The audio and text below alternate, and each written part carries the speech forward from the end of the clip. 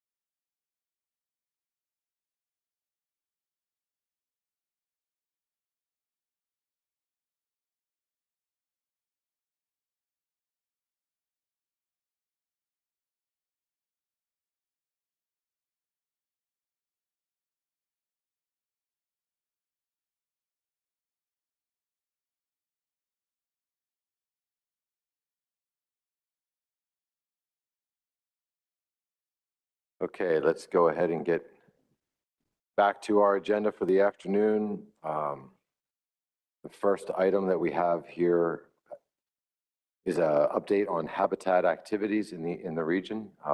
Jessica Coakley is here with us from council staff. She's going to begin the presentation. We have a number of different presenters that are going to be part of this topic, and I'm going to ask that Jessica just introduce each one as they come to the virtual table for providing their parts of the presentation. So whenever you're ready, Jessica, go ahead and get started. Great, thank you, Mr. Chairman. Good afternoon, everyone. Next slide, Stephen. So I wanted to take a moment to remind you why we get these habitat activity updates regularly. And the history goes way back to 2015 when the council first adopted its suite of fish habitat policies on fishing and non-fishing activities. At that time, the council really wanted to strengthen our relationship with the ecosystem and habitat groups at our regional office. So the council told Garfo at that time that we were most interested in hearing about and potentially engaging on specific projects. And this was because typically in a given year, Garfo reviews or is involved in anywhere to 250 to 300 different projects that kind of come through their office. So way more than we can possibly take on. So we identified offshore projects. So all projects in the offshore, including energy development projects like wind, cables and pipelines, mining. We figured there were probably a few dozen projects coming in under that category. And then also nearshore estuarine projects. So those focusing on large scale projects like transportation or port development. You know, if the Port of Philadelphia decided to dredge, that's something they'd probably update us on. We also asked the Garfo regional office to provide us with regular council updates in person, if possible, and biannually. So typically we invite them each December and each June to give you an update. So today we're going to be hearing from Karen Green, Peter Burns, and Allison Verkade from the Habitat and Ecosystem Services Division at Garfo. And we're also going to be hearing from Jolie Rose at the Northeast Fisheries Science Center, Milford Laboratory. Next slide. So with that, Karen, are you connected? Yes, I am. Can you all hear me? We can hear you well. Take it away. Okay, great. So, well, good afternoon, everyone. It's nice to be back again. Hopefully in June, we'll be able to do this all in person. So next slide, please. Okay, so usually we talk about what's happening offshore, wind, oil and gas and such. You've all heard a lot about wind. You're probably all winded out. And there's not a whole lot going on right now when it comes to oil and gas leasing or offshore cables. So we're going to talk about a few different things today, including infrastructure and ports, some coastal storm risk management projects, a little bit about our watershed and fish passage work, the infrastructure bill that was recently signed, and we have the aquaculture update, and as Jessica said, a presentation from our Northeast Fisheries Science Center colleagues and Allison Verkade in our Habitat and Ecosystem Services Division. Okay, next slide. So Jessica told me that there is some new folks on the council, So I know you've probably gotten the crash course in EFH from the national training, but since there's some new people, I figured we'll give you a little bit of a overview about who the Habitat and Ecosystem Services Division is and what we do. So our mission is to protect and restore habitat to maintain sustainable fisheries and recover protected species and maintain resilient coastal ecosystems and communities. Our vision is for healthy and self-sustaining marine, estuarine, and riverine habitats that support vital ecosystem services, including abundant living marine resources, diverse human uses, and resilient coastal communities. Next slide. So we have a number of strategic goals that we've developed for our division, and they include conserving priority habitats through our consultation authorities. We have stewardship activities through more proactive non-regulatory actions. We're on many work groups and watershed groups to help advance our goals of sustainable fisheries. Another one is to coordinate our actions with other NOAA programs so that we're leveraging the skills and science that we all have. We promote education and outreach, and we promote research and the use of best available science and scientific integrity to address our ecosystem management needs. Next slide. So here's where we are and our branches. So we have 3 branches: the Ecosystem Management Branch, the New England Habitat Branch, and the Mid-Atlantic Branch. And our offices are located in Gloucester, Massachusetts, when we're in our offices. We're co-located with the James J. Howard Marine Sciences Laboratory of the North Sea Fisheries Science Center in New Jersey. We have another office in Annapolis that's co-located with the NOAA Chesapeake Bay office. And we also have a field office in Gloucester Point, Virginia that's co-located with VIMS. Next slide. So our Ecosystem Management Branch, and Pete Burns, who you'll hear from later, is the branch chief. They're involved in the offshore wind coordination. Our regional aquaculture coordinators sit in that branch. And some of the things that they do include the EFH consultations for fisheries management plans, offshore wind, and aquaculture, as well as coordinating aquaculture activities throughout our region. Next slide. So the habitat conservation branches of our division, the New England and Mid-Atlantic, and I'm the chief of the Mid-Atlantic branch. We do essential fish habitat and Fish and Wildlife Coordination Act consultations and early coordination throughout the region, Maine to Virginia. We do stewardship activities and planning and watershed planning, as well as climate and coastal resilience. We promote fish passage through our FERC hydropower relicensing process, and we do education and outreach throughout the region. Next.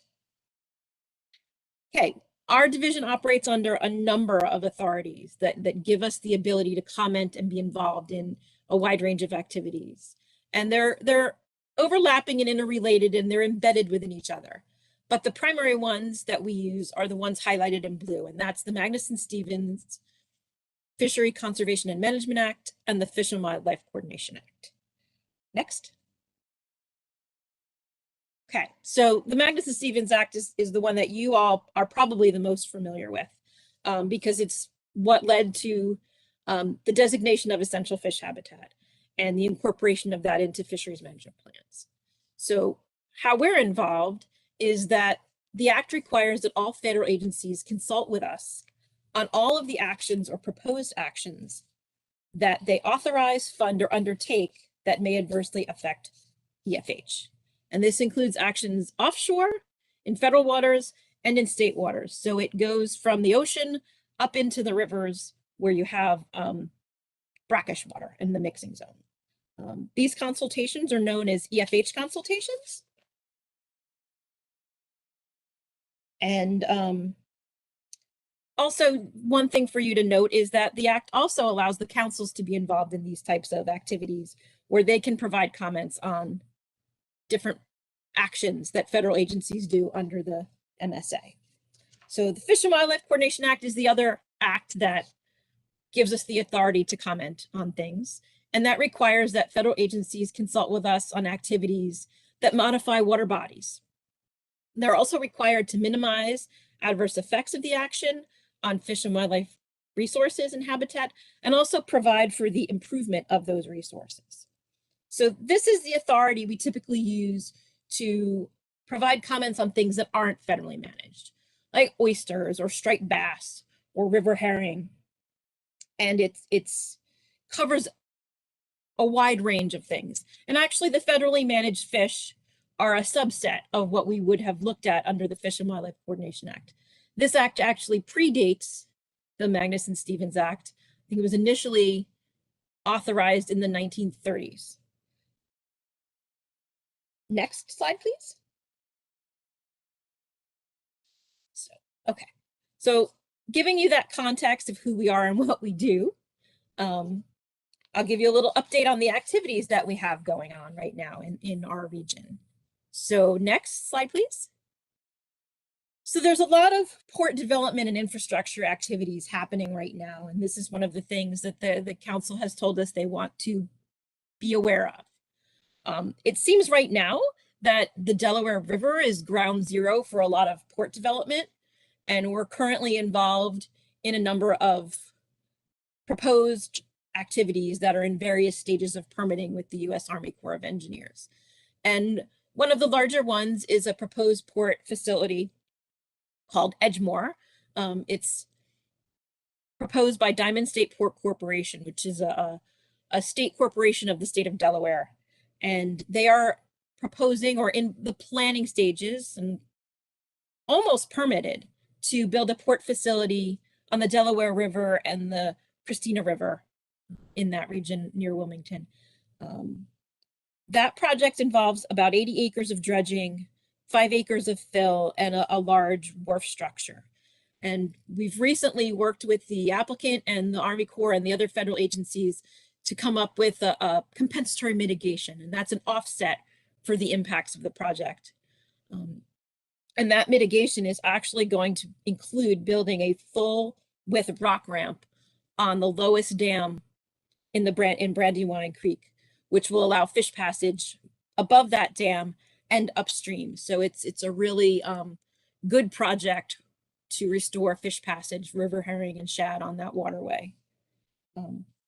Another project is the Paulsboro Project, which is on the New Jersey side. And that's another port facility. This one is actually seeking to be part of the offshore wind construction and operation activities.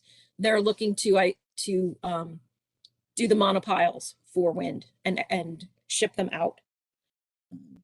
In that area, we were concerned about submerged aquatic vegetation. So we were working with the applicant and the Army Corps of Engineers, the authorizing entity, to avoid and minimize impacts to submerged aquatic vegetation.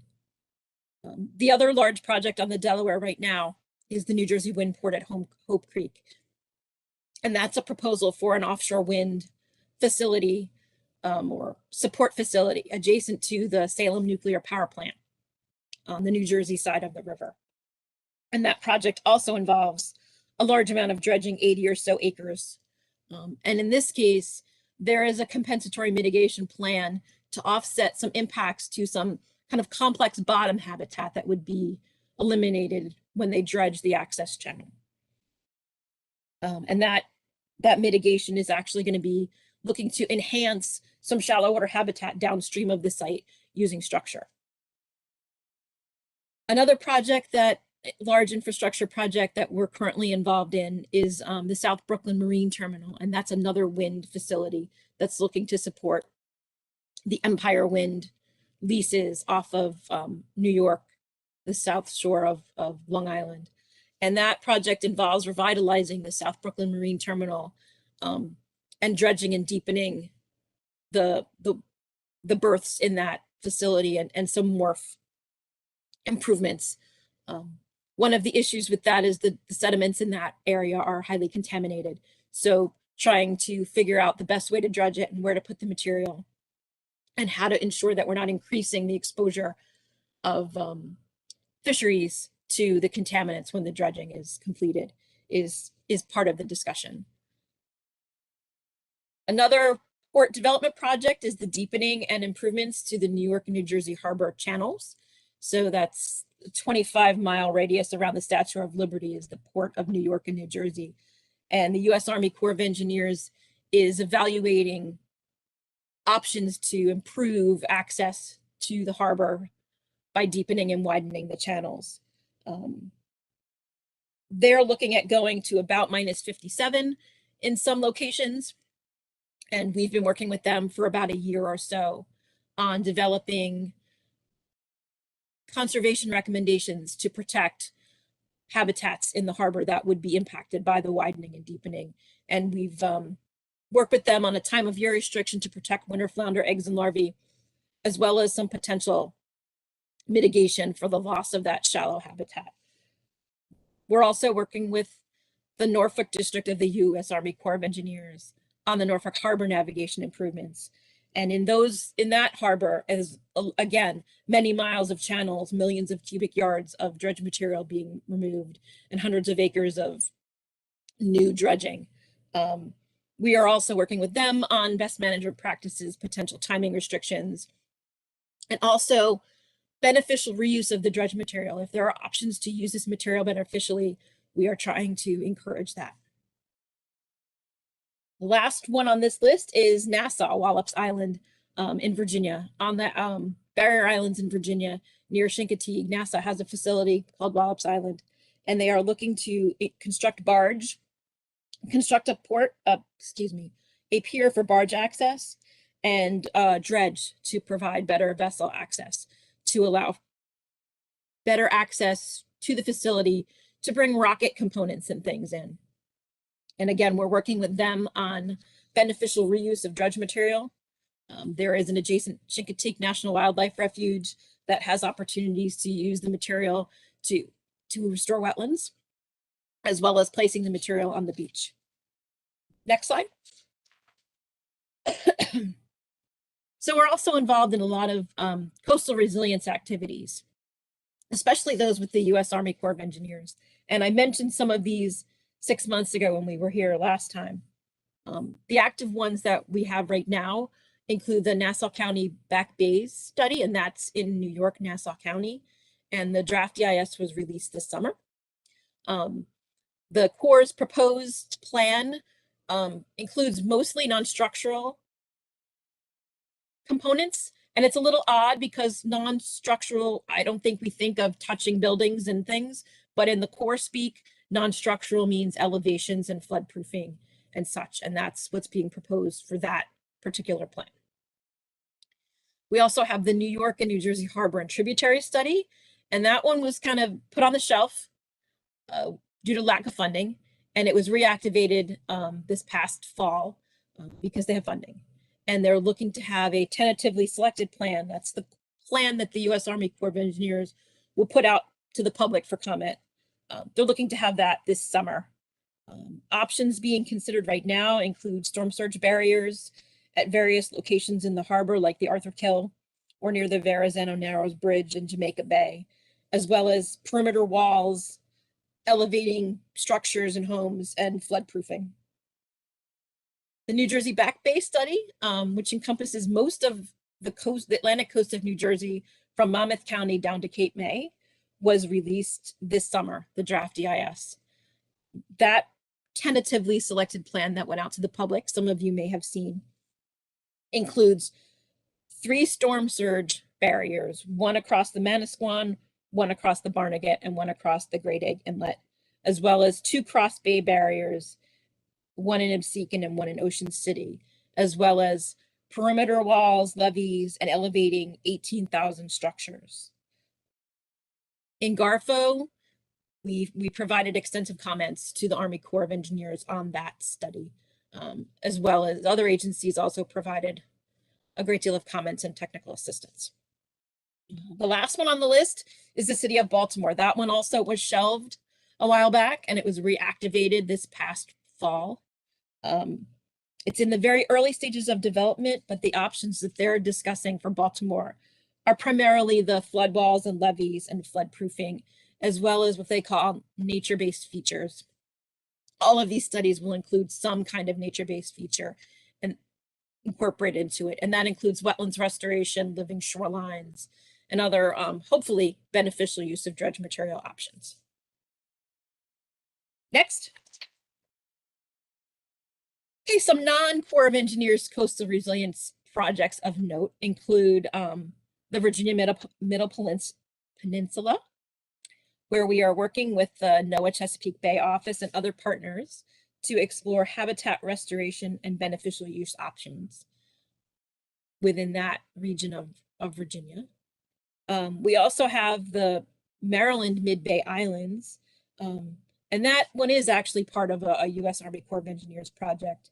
And we're working with them and other partners on the next phase of island building using dredge material. The materials coming from the Baltimore Harbor channels, and the current proposal is to do some habitat restoration at James Island and Barren Island. So those will improve the condition of the islands, expand them, elevate them, because they're not keeping pace with sea level rise. We also have the Baltimore Harbor Middle Branch Resiliency Initiative, and that's an effort to mitigate coastal flooding in the middle branch of the Patapsco River in the tidal portions. And we think that the permitting for that will begin in the near future. And it includes a large vegetated berm system and constructed tidal wetlands and creeks in an area that's been heavily impacted by historic industrial development. So it will be improving and providing some new or improved natural habitat within the Baltimore Harbor area. In New Jersey, we have the 7 Mile Island Innovation Laboratory, and that's an interagency group that is working on beneficial reuse options in the Ocean City Stone Harbor area. And several projects have already been implemented, including Gull Island and Sturgeon Island, where they've used dredge material to expand the island, increase the elevation a little bit to provide bird habitat and improve fish habitat. We have the New Jersey Bay Islands Initiative, which is looking at improving the Bay Islands within the coastal system along the Jersey shore. There's lots of little wetland islands within these bays, and they're not keeping pace with sea level rise, or they're eroding. So this initiative is looking at them and trying to match up islands with dredge material and islands that need help so that they don't erode away or subside. The last one is the Atlantic Coast Joint Venture. The Habitat and Ecosystem Services Division and our NOAA Fisheries Restoration Center are both on the steering committee of that interagency group. It's a regional partnership that collaborates to restore and sustain native bird populations and habitats throughout the region. And that's, a larger region. We're talking Maine down all the way along the Atlantic coast, to Virginia and in portions of the Caribbean. And the focus of this group is on coastal marsh restoration. So it's not just we want birds, we're looking to improve habitats, not only for some important avian species like the salt marsh sparrow, but also for the health of the marshes in general. You need that healthy continuum of habitats to have sustainable populations of these birds and fish. Next. So we're not also in the wetlands and in the coastal estuarine areas, but we're also involved in a number of river herring and watershed initiatives. And one of those is the Atlantic Coast River Herring Collaborative Forum. And that involves interagency and stakeholders getting together to collaborate to develop a plan for river herring. The core goal of the effort is to catalog all the relevant and recent information related to the life history, management and threats, and habitat restoration efforts for these species. And the information will be used to inform recommendations at various spatial scales to enhance the recovery of the species. Next. So we're also involved into groups within the Mid-Atlantic that are also looking to restore and manage river herring and shad. And that includes the Susquehanna River Anadromous Fish Restoration Committee. And one of the topics that committee is wrestling with right now is balancing invasive species expansion with Anadromous fish passage over the dams on the Susquehanna.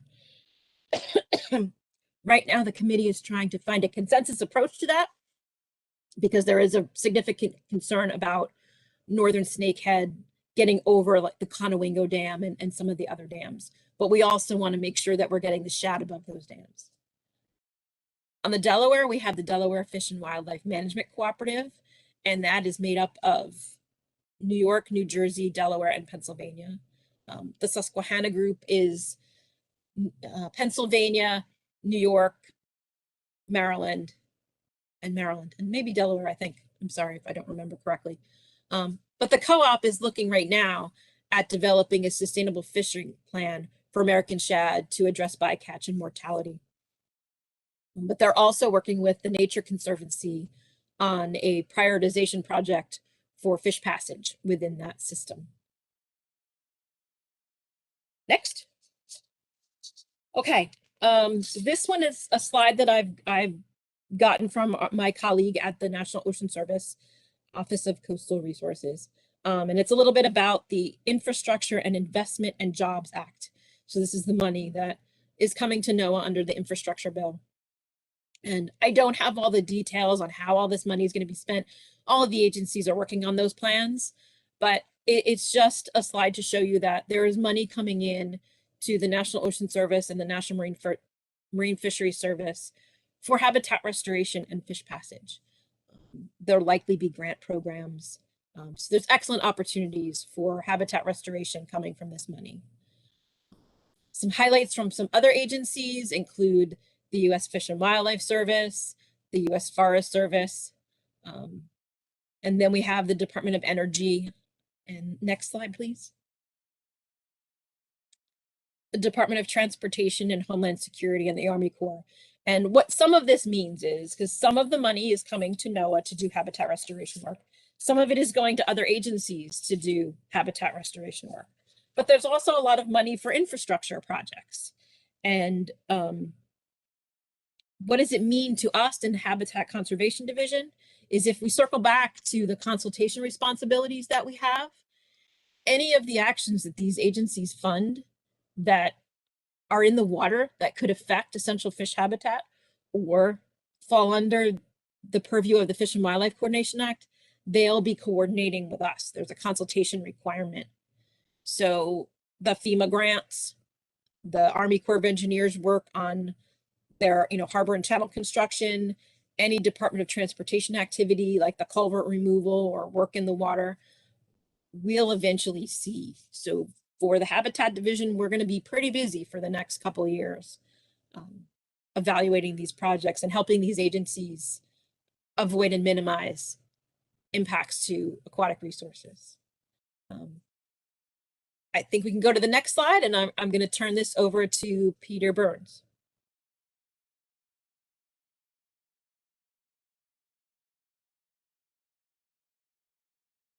Thank you, Karen. Good afternoon, everybody. I'm Pete Burns. I'm the chief of our Ecosystem Management Branch in our Habitat and Ecosystem Services Division at GARFO. And as Karen mentioned, our branch supports the coordination of our offshore wind and aquaculture activities in the region. I know the council had an extensive session earlier this week on wind, so I'll focus my update today on our aquaculture activities, and I'll talk a little bit about our what's happening with aquaculture opportunity areas in the region and some ongoing project updates. Next slide, please. So as far as the aquaculture opportunity areas go, I know members of the council are likely well aware of this concept by now, but I thought it might be informative to provide an update on what's happening. The AOAs were established under the executive order for promoting American seafood competitiveness and economic growth. These are areas, they're trying to identify areas that show high potential for commercial aquaculture, that balance user conflict and environmental concerns and industry growth. The aquaculture opportunity areas are intended to expand economic opportunities in coastal communities and increase the nation's food security. And they're established using the best available science, spatial analysis, and public input to find appropriate areas for sustainable aquaculture that minimize interactions with other users, such as shipping and fishing. And they're generally try to identify areas between 500 and 2,000 acres that are suitable for a range of activities, including finfish culture, shellfish, algae, that type of thing. But ultimately, the size and scope of activities allowed in the areas will vary based on regional considerations and public input. And the executive order for establishing the aquaculture opportunity areas sets forth a recurring process over the next several years. It's usually, the intent is to try to identify 2 geographic regions, roughly on an annual basis, that are suitable for aquaculture, and then identify optimal locations for AOAs within those selected regions through the public input, through the spatial analysis that comes from it, and to get input on the geographic regions to be for the next round of regions to be selected for consideration for aquaculture opportunity areas. Next slide, please. So let's take a step back a little bit. That executive order that I mentioned was published in May of 2020. And Section 7 of the EO sets forth the process for the selection of the regions and then establishing the aquaculture opportunity areas. And then in August of 2020, NOAA Fisheries used existing spatial analysis and public input to identify the first 2 regions for consideration of the aquaculture opportunity areas, and those were the Gulf of Mexico and Southern California. Then subsequently in October 2020, NOAA Fisheries published a request for information to inform the locations of those first, locations for AOAs within those first 2 regions, and then help form decisions on future regions for consideration for aquaculture opportunity areas. So with respect to the first 2 areas that were selected, there was a mix of support and opposition about those 2 areas being selected, but overall, NOAA Fisheries received input on locations for AOAs within those areas. Also as a result of that RFI in October 2020, NOAA Fisheries learned there was general opposition for aquaculture opportunity areas in New England, Oregon, and Washington, but generally there was support for it in Alaska, Florida, the US Virgin Islands, Puerto Rico, and the Western Pacific region. Next slide, please. And so in consideration of the first 2 areas that were selected, the Gulf of Mexico and Southern California, the National Center for Coastal Ocean Sciences, which is part of the National Ocean Service and NOAA, published the AOA atlases for these 2 areas. So these atlases provide comprehensive marine spatial analyses for each of these 2 regions. And each atlas uses spatial modeling with over 200 data layers that characterize ocean neighborhoods and identified approximately 10 areas or options for consideration of aquaculture opportunity areas within each region. So very comprehensive reports. They were reviewed by the NOAA Fisheries Center for Independent Experts. And these atlases are they include suitability models that help identify areas with least conflict with other ocean uses. Next slide, please.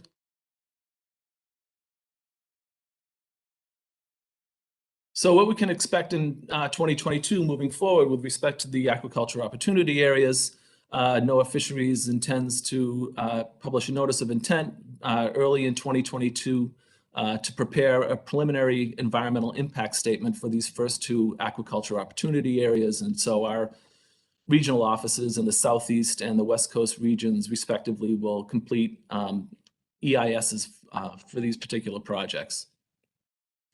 And let's see. Oh, sorry, if you don't mind going back.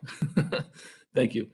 And then we'll be announcing regions 3 and 4 based on the input that we got from October 2020, the request for information that was put out. And then at some point in 2022, we expect that a new request for information will follow to get input on the areas, on focus areas for whatever regions are selected for 3 and 4, and then getting some input on potential regions in the future for regions 5 and 6. Next slide, please. And how can the council get involved? And I know the council's been very involved in this process throughout. There's several opportunities for the council and the public to engage in this process. And the next opportunity will likely come in early 2022 when the notice of intent to prepare the preliminary EISs is published for those first 2 regions that have been selected for AOAs. And then also subsequently with when the draft PEIS and the final PEIS is out for public comment. And that's it. I'll move on to project updates. We've got several projects now that are in process. I'll start off with some that are in the pre-application phase. Not much has happened with these projects really since I updated the council on this back in June. There's Mana Fish Farms project, which is proposing a steelhead trout and black sea bass rearing facility off of Long Island, New York. There was a pre-application meeting back in September of 2020. There were agency comments that came in on site alternatives and a baseline environmental survey back in May of 2021. But right now there's no active federal agency applications in place for this project. It's sort of, so we're keeping an eye on it. There's a cooperative project between Rutgers University and the surf clam industry off of Atlantic City. They are proposing a 3-year surf clam cage culture research project. And this will help to determine the feasibility of a grow out process for fisheries mitigation for offshore wind and potential commercial sales from this. This was funded with a NOAA grant back in September of 2021. The proponents are working with the Corps of Engineers and NOAA Fisheries to figure out the permitting requirements, and also working with the FDA and our NOAA Fisheries Seafood Inspection Office to ensure that there's compliance with the Interstate Shellfish Sanitation Commission's requirements. And the estimate for field work on this is in late 2022. But this is still in the pre-application phase. Next slide, please. There's another project here that's sort of out of the jurisdiction of the Mid-Atlantic Council, but I thought you might be interested in hearing about it. This is a project that I updated you on back in June as well, and there really hasn't been any progress since then. This is with Salem State University, and it's a blue mussel facility, a blue mussel operation for offshore of Rockport, Massachusetts. This is an expansion of the currently permitted 3 long line blue mussel operation that they have in that same location. It would this application proposes to expand it out to 20 long lines. The Corps is working with the applicant to obtain the information that's needed so that NOAA Fisheries can perform an Endangered Species Act consultation for the project. And they're also, similar to the Rutgers project, they're working with the FDA and our NOAA Fisheries Seafood Inspection Office to make sure that there's compliance with the Interstate Shellfish Sanitation Committee requirements. Next slide, please. And again, this project is outside of the Mid-Atlantic Council's jurisdiction, but I wanted to mention it because it's the farthest along as far as offshore aquaculture projects go in terms of permitting and environmental review. This project will require permits from both the Army Corps of Engineers and the EPA, and the project is the Blue Water Fisheries LLC steelhead trout and Atlantic salmon grow out facility proposed off the shore of New Hampshire and Massachusetts. The application was accepted in June of 2021, and it went out for public comment. Subsequently, the EPA determined that an environmental impact statement is necessary for the project. And so with that Section 6 of the Executive Order on Seafood Competitiveness requires that NOAA Fisheries serve as the lead agency for NEPA review, so for the review, in this case, of the EIS. And that happens when, in circumstances like with this project, where the project is in the EEZ, it requires environmental review from 2 or more agencies, and when an EIS is required. So here in the regional office and with our Office of Aquaculture, we're sort of entering into a new phase here of learning how to be the lead federal agency for NEPA review on these projects. Normally, that lead comes from the permitting agencies, which are the Corps of Engineers and the EPA. So as the lead agency, our regional aquaculture coordinators are working with our Office of Aquaculture and the partner agencies and the project proponent, Blue Water Fisheries, to set up the framework for the environmental review of the project. And so we're developing an interagency memorandum of understanding with the Corps and with the EPA to sort of set the ground rules for how we're going to cooperate and communicate and for the environmental review and the permitting processes here for this project. We're also developing an MOU with Blue Water Fisheries themselves for the same purposes, and we'll be publishing a request for information to solicit a third-party contractor to develop the EIS for this project. Next slide, thank you. So another important point with this project that I think the council will be interested in is that the potential for Atlantic salmon culture with this Blue Water Fisheries project brings about a new issue with respect to fisheries management. Now, the New England Fishery Management Council has a fishery management plan for Atlantic salmon, and that plan prohibits the possession in the EEZ of Atlantic salmon with some exception. And one of those exceptions is that it's an aquaculture raised fish. But the regulations also allow the council to initiate action to implement, add to, or adjust Atlantic salmon management measures to allow for an Atlantic salmon aquaculture project in the EEZ. So they have the authority to be able to regulate that consistent with the goals and objectives of the Atlantic Salmon FMP. So knowing that the Blue Water Fisheries project was coming along, the council last week decided to add to its list of FY22 priorities an action to facilitate Atlantic salmon aquaculture proposals in the EEZ. So they're considering what to do next, and our regional aquaculture coordinators are working with the council to try to think through some of the options that the council may have to act on this project and see what those implications may be for future projects in the EEZ. Next slide, please.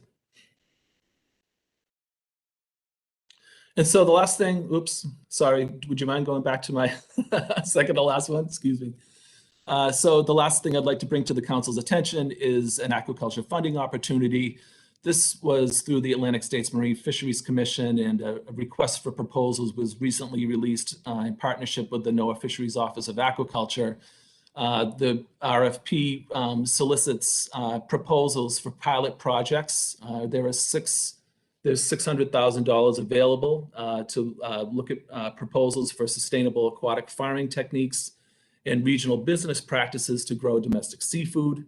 The due date for the proposals is February 1st, 2022, and the selected projects will be funded from July 1 of 2022 through June 30th of 2023. This is an East Coast focus area, so East Coast of the US, and the proposals are recommended to be somewhere between $75,000 and $200,000. And the commission and NOAA Fisheries expect about 3 to 5 projects to be funded through this initiative. And the target audience for applicants would be any kind of US academic institution, research laboratories, and nonprofit or for-profit entities and state agencies. And so if you're interested and need more information, you can go to aquaculture@asmfc.org. or contact the commission. And that is the extent of my presentation, Mr. Chairman.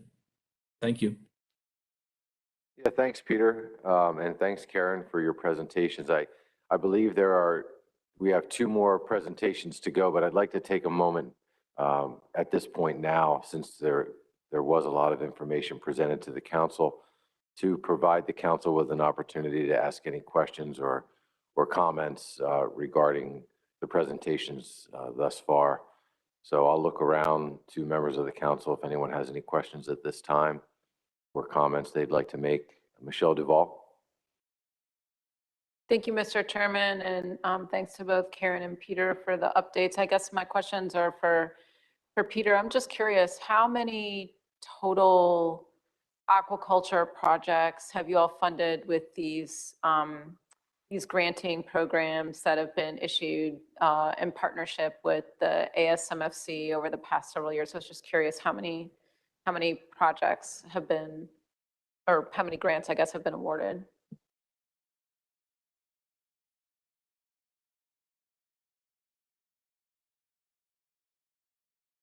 Hi, sorry, I finally found my unmute button. Thank you, Michelle, for the question. I don't know the exact answer to that. And I can try to find out that answer and get back to you. I don't have a specific number on that. I know that there has been an ongoing relationship there to foster aquaculture, to promote aquaculture technologies and that type of thing. So I can find that out and get back to you if that's okay.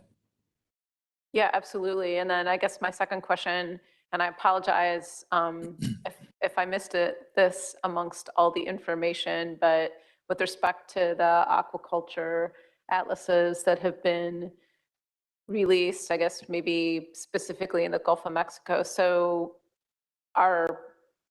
would interested applicants now be allowed to propose projects in these areas? Is that now that the atlases have been released? So the next step in the process, now that the atlases are out there, each region, the greater the Gulf of Mexico region and the West Coast region will be looking at these aquaculture atlases and going out for public comment, and they'll be developing these preliminary environmental impact statements. And so these impact statements are going to provide alternatives on where the good locations for aquaculture opportunity areas would be within these regions, and then they'll go out for public comment on those. So we're still in the very preliminary stages of establishing where those areas would be. And then, once that happens, then, people in private industry or in the aquaculture industry could submit applications to the Corps of Engineers or to the EPA to get, to actually propose a project within those areas. I hope that helps. Yeah, thanks, Peter. Next, I have Matt Cayley. Hey, good afternoon. Thanks, Peter, for the presentation. I had some questions specifically for the aquaculture projects. Have you identified? It looks like as you're developing the projects in the Northeast, do you have any offshore locations identified? You had mentioned that looking at the EEZ, and then I had a follow-on question to that. Have you looked at, I guess, or have you kind of scoped out what you think an enforcement framework might look like for aquaculture projects moving forward? So thanks, Matt. Your first question, I think, was, are there actual areas in the EEZ and I guess in the Northeast region or the Greater Atlantic region that have been dedicated to or identified as aquaculture areas? Is that right? Yes, correct. No, not specifically, but we do have, as I said, we've got the Blue Waters Fishery project that has been that has come forward, and they've got an application that's under review. And in the process of looking at that, they have the opportunity to do site analysis and a baseline environmental survey to try to look and see what the implications of where they want to site these things would be. And so working closely with the National Center of Coastal Ocean Sciences to try to understand, any kind of shortcomings for any particular areas that might come from where they're proposing these things. And then usually through the NEPA process, when they develop the EIS, there'll be different options or alternatives for different sites, depending on any limitations or guidance that comes out of these site surveys. So the short answer is no, there isn't any. It's not like there isn't any aquaculture opportunity area that's been identified in the region. And as these projects come forward, we try to use all the information available and work with the applicants to try to come up with places that would be the optimal areas given the requirements that are needed for the project, the water temperature, the currents, the bottom type, that type of thing, but also trying to avoid, considerations with marine mammals and with effluent and hard bottom complex habitats that may impact fish spawning behavior and things like that. So I think the NEPA process right now and working with NCOS to develop site surveys, et cetera, is a way that we can try to steer these projects in the right direction. And you had a second question. I'm sorry, you can repeat it. Yeah, no, yeah, thank you for the answer for that. I appreciate that.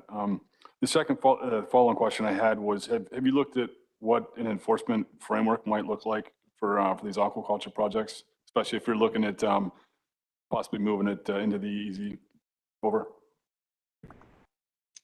Yeah, specifically for these, there are potential scenarios where we could have, tagging requirements. We could have reporting. We could have dealer sales reporting requirements, similar that we have for wild caught fisheries and things like that. So those are some of the things that could be considered. And as I mentioned, the New England Council has taken the opportunity to kind of come up and take a look at the blue water fisheries project and in projects in general for Atlantic salmon to be able to help facilitate those projects. So I imagine those are the types of things that the council will try to think through or entertain potentially when they look at this action as part of their FY22 priorities.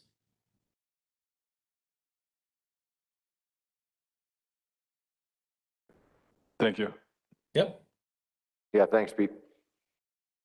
Adam Nowalski.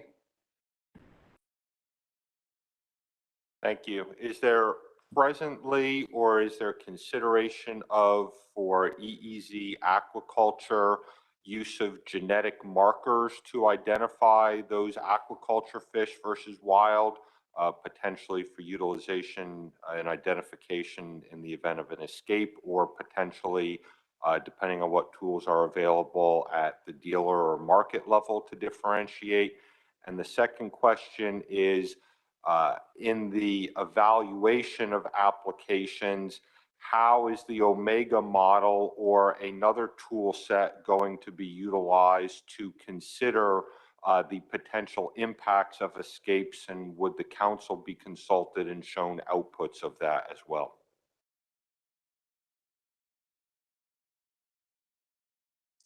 As far as the genetic markers and things like that, those are the types of things that could be considered in the EIS. So, as these projects take shape and we get more information, we can, those things can be addressed as part of the risk assessment that goes into the NEPA process and those types of things.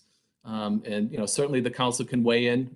This is a public process through NEPA development, so there'll be draft and EISs and all kinds of opportunities for public input on that. And certainly we would want the council to engage in those opportunities too. And as far as the Omega project, I'm not that familiar with it, but that is something that we would expect that to be used. And it's something that we have worked with the Southeast Fisheries Science Center regarding that.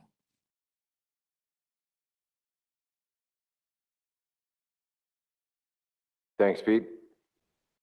Eric Reed. Yeah, thank you, Mr. Chairman. Thank you, Mr. Burns. So my question is about wind energy areas. Whose authority would it be under to allow aquaculture in those areas? Is that your purview, Mr. Burns, or is it the leaseor, which would be BOEM, or because the lessees essentially lease that area, can they do it on their own? Thank you.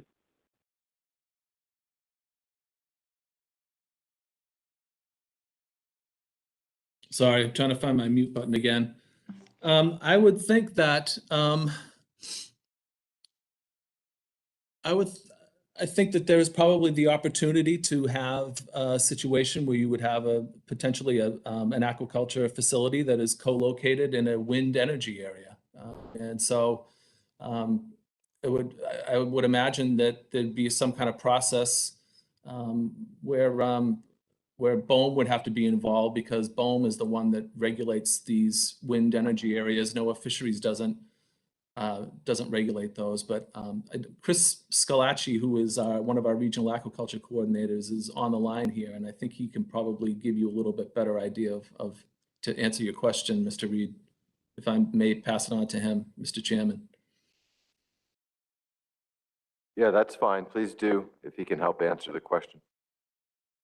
Yeah, thank you, Mr. Chair, and Mr. Reed and Pete. There's a process, I believe it's referred to as a UAR. It's basically an alternative use from the existing lease that BOEM would have to approve, and that would likely reopen NEPA and consultations, since it wouldn't be considered under BOEM's original action when they leased the farm.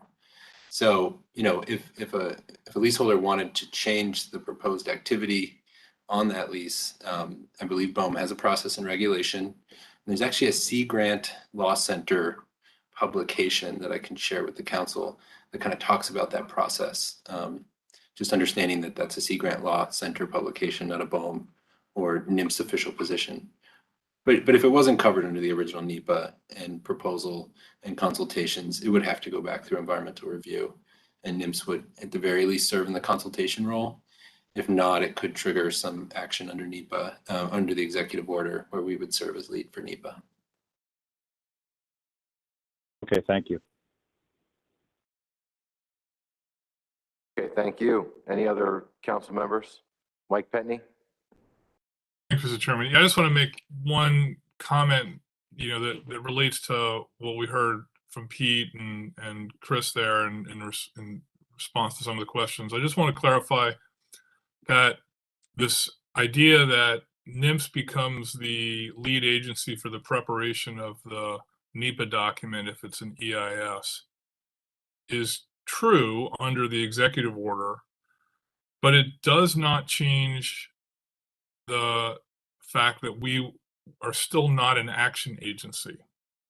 So the action agencies, like in the case of the one that Pete described in the Gulf of Maine that may include salmon, that's the furthest along, the action agencies remain the Corps of Engineers and EPA.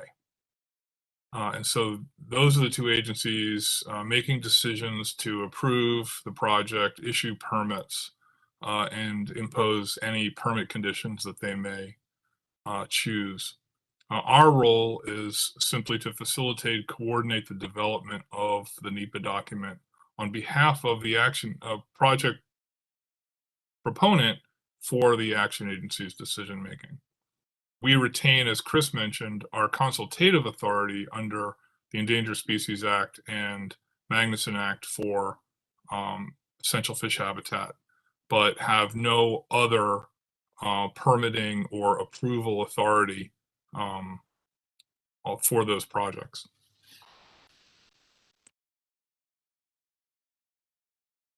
Okay, I appreciate that thought, Mike.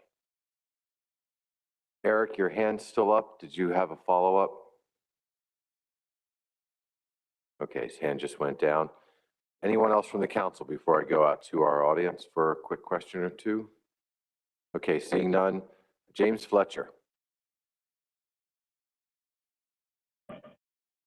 There's about 4 questions. One, having attempted one off the east coast of the United States, simply putting an object out there. The Corps of Engineers and the Coast Guard blocked it. Second question, does the Mid-Atlantic Council have an aquaculture plan? I have asked this question a number of times and never gotten a straight answer. And the third thing is back to habitat. The National Coastal Condition Report, there are 200 or 300 pages of it, states emphatically that there are a number of man-made chemicals coming down in the wastewater from the wastewater treatment plants. Does the habitat not realize that these chemicals are affecting all of the fish? And I guess my question technically is habitat only bottom area, or does habitat include the water and the chemicals that man are putting in them? And I thank you for any answers you give. Okay, thanks, James. I can answer the second question regarding the council's aquaculture plan. No, James, we do not have an aquaculture plan at the Mid-Atlantic Council, but I think I'm going to need Peter to help me with the other parts of this. Thank you, Mr. Chairman. I'm not familiar with the National Coastal Conditions Report necessarily, as it relates to wastewater treatment plant effluent and its impacts on fish or fish habitat. So I'm not sure what agency it is that provides that report. So I would encourage Mr. Fletcher maybe to inquire with that. Certainly, his other question was, Mr. Fletcher's question was, is that considered habitat? I mean, for all intents and purposes, for our consultations and our authorities, the National Marine Fisheries Service would consider, anything within the ocean, its habitat, whether it's pelagic, whether it's coastal, whether it's, the benthic habitats and all the resources within it would be certainly considered part of the habitat.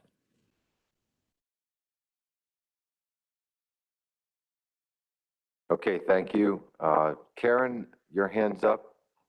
Do you have something you wanted to offer to the comment? Sure, I can somewhat address the third question, and the question about habitat.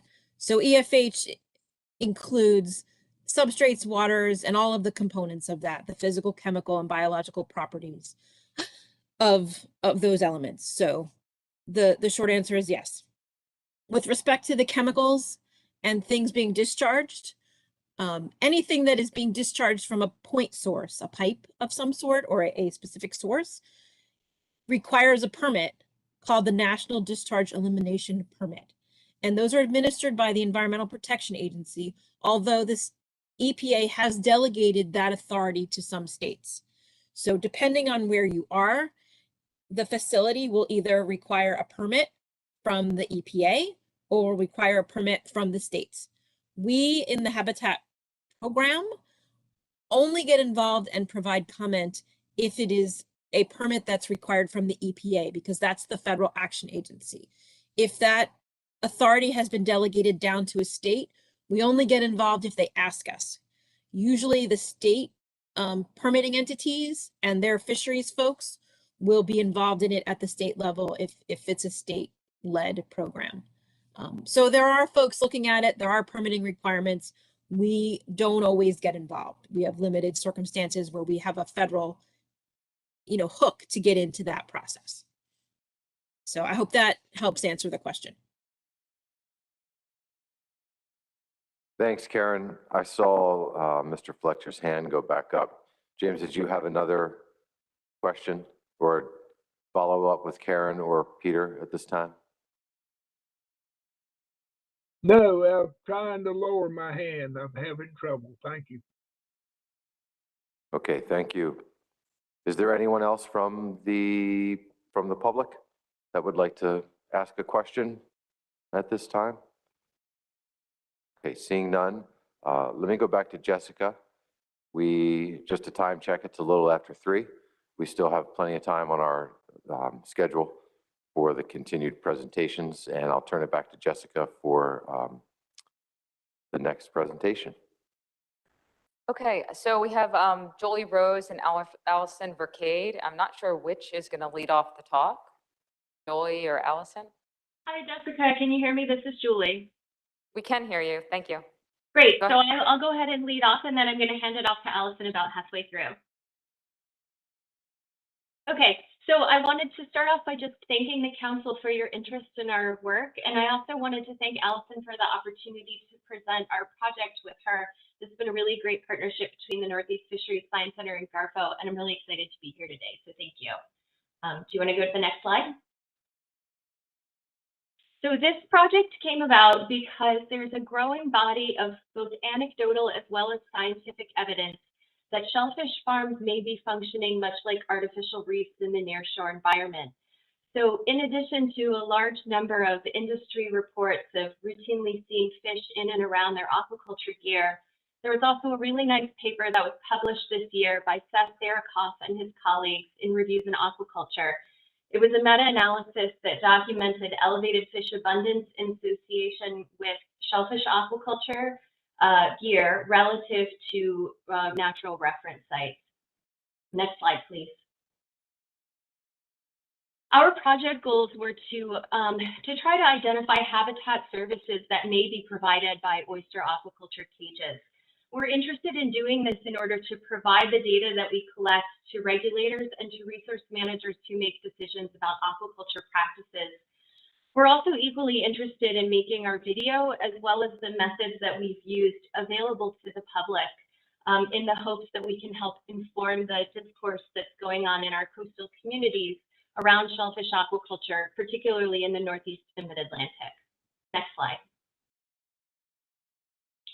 So Allison and I are here to talk about this project today, but we thought it was important to recognize that this is actually the work of a very large team. And in particular, I wanted to highlight two folks, Renee Mercaldo-Allen, who's my project co-lead, as well as Pete Oster at the University of Connecticut, who's been a really important project advisor for us. And I also wanted to mention that although we're presenting work that we've done in Long Island Sound in Connecticut today, we also have a large number of collaborators who are doing their own projects throughout the Northeast and in the Pacific Northwest. And so two of these teams, Daphne Monroe's team from Rutgers University, Steve Kirk and John Grabowski from TNC and Northeastern, have provided slides that I'm going to present later in this talk, and they are available. They popped on the talk so they can answer questions about that you folks may have about their projects in Massachusetts and New Jersey. Next slide. So our team has been working in Long Island Sound. We've been working in central western Connecticut because that's where most of Connecticut's oyster aquaculture industry is based currently. We've been working in 3 towns, so Norwalk, Westport, and Milford. But today I'm just going to be talking about data that we collected in 2018 from just within Milford Harbor. In 2018, we had 3 field sites, 2 of which were cage sites and 1 of which was a natural structured habitat. One of our cage sites was in association with an active oyster aquaculture farm. The second, we deployed cages at low density on unstructured bottom. And the third site was we sampled boulders within the Charles Island rock reef environment. And I also do want to mention that this work wouldn't have been possible without some support from some really great industry partners over the years. Next, please. So I'm just going to give you a very quick snapshot of our methods, and I encourage you to reach out if you have more interest, or you can ask questions at the end, or check out our project website if you'd like more detail. We've been using GoPro Hero 3+ Black cameras deployed on structures within these habitat types. We deployed 2 cameras per structure. So for cages, we have on the left 1 camera hanging off the corner of the cage that looks down the 2 sides and where the cage meets the seafloor. We have a second camera in the middle that looks across the top of the cage like a periscope. And on the right, I have a photo of a minimal structure mounting platform that we've developed to deploy 2 cameras per boulder that provides us with similar perspectives on the boulder across the top and down the side as we have on the cages. I should also mention that we use timers to delay the onset of our video recording to allow for to minimize disturbance effects related to deployment, and also to be able to collect snapshots, so 8-minute video clips every hour over a 13-hour time series within each day that we deploy, to try to get a good sense of what we're seeing over a variety of environmental conditions. Next slide. So I thought you'd be interested in seeing some video clips of some common behaviors that we've seen, ways that fish are interacting with oyster aquaculture cages. There we go, perfect. So these are We have some scup here feeding on organisms growing on the cage side. We've actually seen scup releasing gametes in front of the cage on camera. We have a video here of tautog both feeding on spider crabs and sheltering inside the cage. And then the last clip is black sea bass exhibiting agonistic or aggressive behavior on top of our cages. Next slide. So in the next 4 slides, I wanted to give you a really high-level overview of some of the broad trends that we saw in our data in 2018.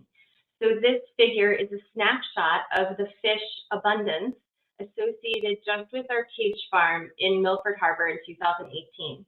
So across the top on the x-axis, you can see our time series, which stretched from May through September and was 17 different deployments. They were semi-weekly. And on the y-axis, I have the fish species that we saw across all 3 habitat types in Milford. The bars represent the abundance of each particular fish species that was observed on one cage within one of the hourly deployments on our farm. And the intensity of the color reflects the abundance, which we've used as max and conservative abundance metric. What I want you to take away from this figure is that the 4 most common species that we see, black sea bass, cunner, scup, and tautog, we see at very high frequency in association with cages on the farm. There's almost no hourly interval in which we didn't see one of these 4 species in association with at least one of our cages at the farm site. Next slide. So to look at these fish a little more, the most common fish in a little more detail, I have 4 figures here. Each one is a different species. So black sea bass, scup, tautog, and cunner. And for 3 of these species, black sea bass, scup, and tautog, we do see elevated abundance at our 2 cage sites relative to our rock reef site, which is shown in black, over the course of our time series, which is on the x-axis. And for the 4th species, cunner, we did not see statistically significant differences between these 2 habitat types if you look over the course of the full field season. Next slide. We've also started to look at our data and to classify the fish into broad life history stage categories. So what I have here are data on young of the year specifically. Across the top are data for black sea bass, and across the bottom are data for scup. On the left are our farm sites, and on the right are our rock reef sites. The lines in these figures represents the abundance, and the bars represent the percentage of that abundance that was young of the year. So what I want you to take away from this is that for both our farm and our rock reef sites, we do see young of the year black sea bass and scup in late summer and early fall. Next slide. We're also interested in going beyond just who is present on aquaculture gear, but also starting to try to quantify the different ways in which fish may be using gear as habitat. So what I have plotted here are some preliminary data just for scup, and these represent 5 categories of behavior that may be associated with habitat use. So across the x-axis, I have escape, foraging, grouping, reproduction, and shelter. And on the y-axis, these are plotted as mean occurrences per day. So this is preliminary data. It's just monthly data sampled within our 4-month time series. The farm is shown again in blue and the rock reef in black, consistent with the earlier figure. And what I want you to take away from this is that we see more instances of these types of behavior on the farm than we do on the rock reef.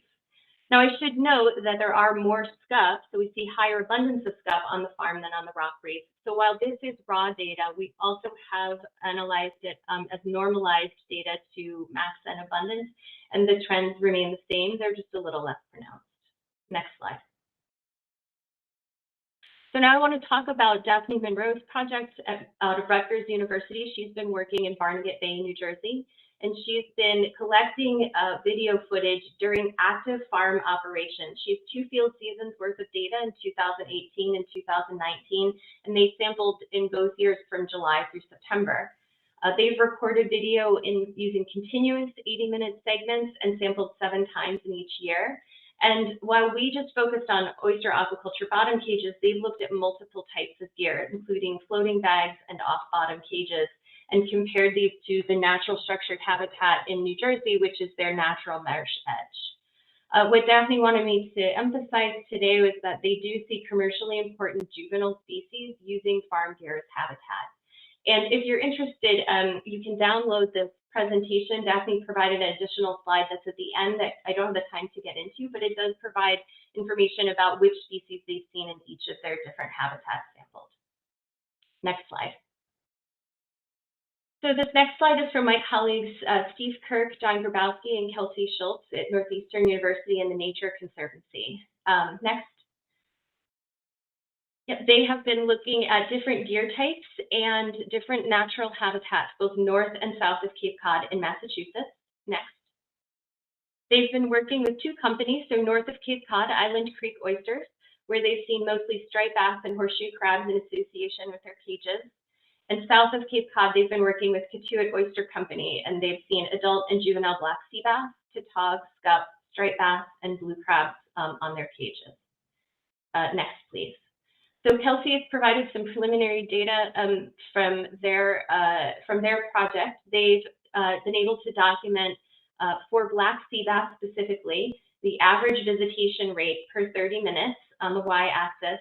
And what they're seeing is that they're seeing elevated black sea bass visitation rate on their aquaculture gear relative to their bare sediment locations, both for adult as well as juvenile black sea bass. And then finally, yep, one more. They've provided a video clip, here we go, of black sea bass interacting with their cages at the Kituitt Oyster Company. Okay, I'm going to hand it off to Allison now to talk about management implications. Thanks. Hi, so, as you've seen from Julie's presentation, we are seeing, they are observing and documenting the use of these structures, this aquaculture gear as fish habitat.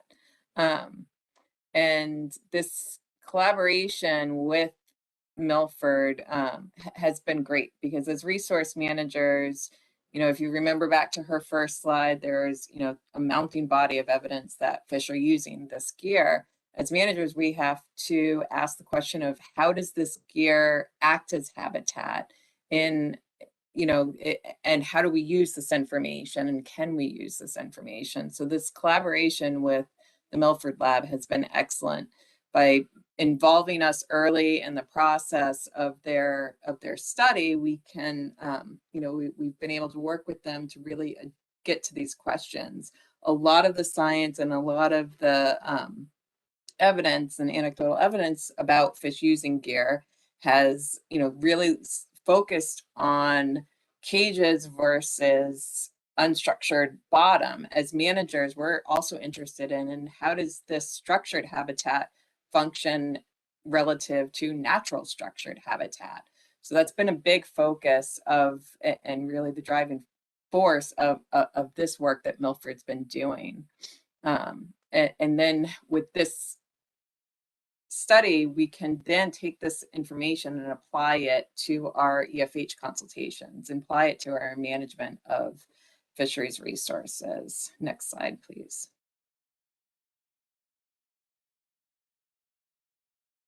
Hello? Oh, thank you. Okay, is aquaculture gear EFH? So that is the resounding question. For black sea bass right now, the answer is yes, because black sea bass, actually both the juvenile and the adult, include man-made structures. For red hake right now, the answer is maybe. The the red hake EFH text description includes artificial reefs as essential fish habitats for adult red hake, and we are seeing evidence that these are acting as artificial reefs. For other species, there's still a question: are these acting as EFH or not? And that is one of the questions that we are working on with Milford Lab to try and address to get to these nuances of how are these cages functioning. The SCUP EFH currently right now does not have any substrates. It's the artificial substrates included in the EFH text description, but as you saw with Julie's slide, SCUP is one of the top 4 species that they're routinely seen as cages. So this is something that we may want to revisit. Right now, juvenile has eelgrass as the structured habitat type that is included in the EFH text description. And we're seeing that there's a lot more than just black sea bass. A lot of species have been identified in the cage farms, not just those top 4 species, but there are a lot of species that they're seeing routinely at both the cage farms and at the Boulder Reef.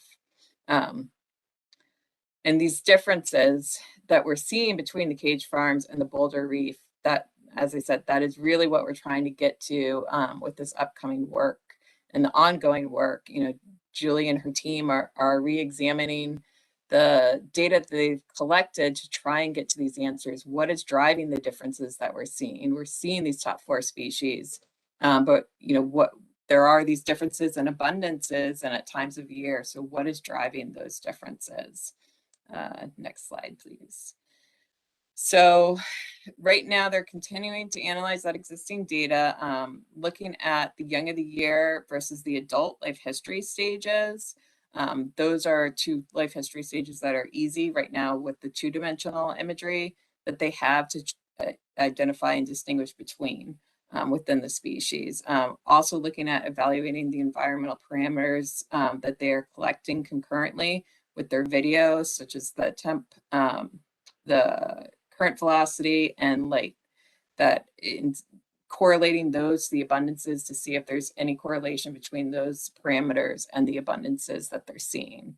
I'm currently also looking to expand and repeat the ongoing study. Hopefully in the next year or 2, we'll be adding stereoscope imagery to be able to accurately size the fish, and then we can get a little bit more than just young of the year versus adult.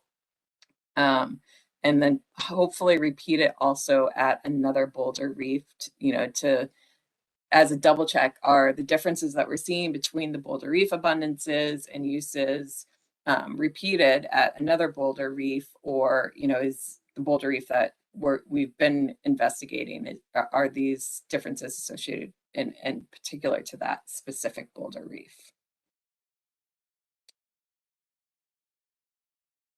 And so for more information, as Julie said, there'll be a bunch of links and you can contact these, look up these links and papers. And I think that's it. Questions? Okay, thank you for your presentation. Let me ask the council to see if anyone has any questions for either Julie or Allison.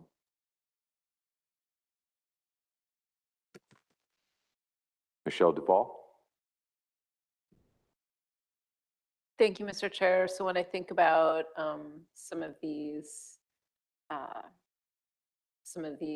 you know, oyster cages being potentially EFH, sort of wondering what that means. Like, if you are someone who owns these cages and you deploy them, you know, how careful do you have to be about, you know, removing them from the water and things like that? So I'm sort of wondering about what next and what does that mean? What does it mean for us, and what does it also mean for the folks who, you know, own these cages as well?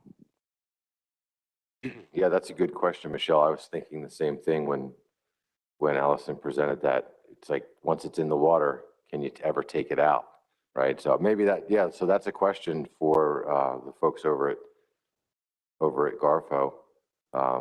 If you have any thoughts about how that might work playing into the future, that'd be great. So technically, with the black sea bass designation of artificial structures, man-made structures, any structure that's placed in the water is technically EFH.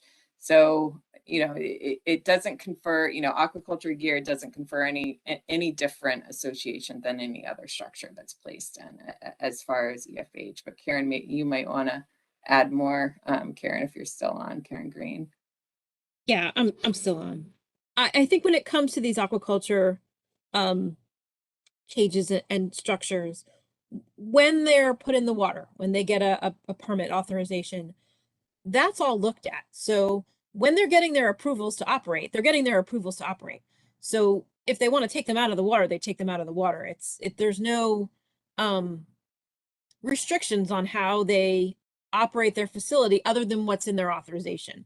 And we were either involved in an individual review of that authorization, or we reviewed it through the Corps' nationwide permit process for aquaculture. So there's really no issue for me or for the EFH program with an aquaculture entity, removing their cages. It's something that we would consider as part of our review, is that, well, they're putting these things in the water and there's a habitat trade-off. They might be putting them on bottom that is EFH for winter flounder or other flatfish or other species, but we're also gaining something from it. So it helps us in our analysis of when we do the review. It doesn't affect how they do their operations.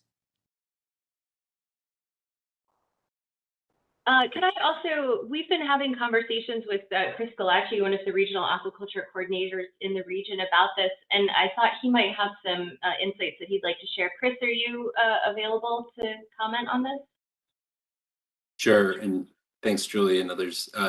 So part of the 2021 Office of Aquaculture funding was to look at some of the tools for managers that could come from this, and one of the things we're talking about are what are the parameters in which a farm would have to operate for it to truly be considered habitat. And there's an example going on the West Coast with a large farm where they're looking at these benefits under a habitat conservation plan under ESA, and really laying out those parameters under which the farm would need to operate, amount of gear in the water at any one time, numbers of harvest, to really realize the nutrient benefits and the habitat benefits.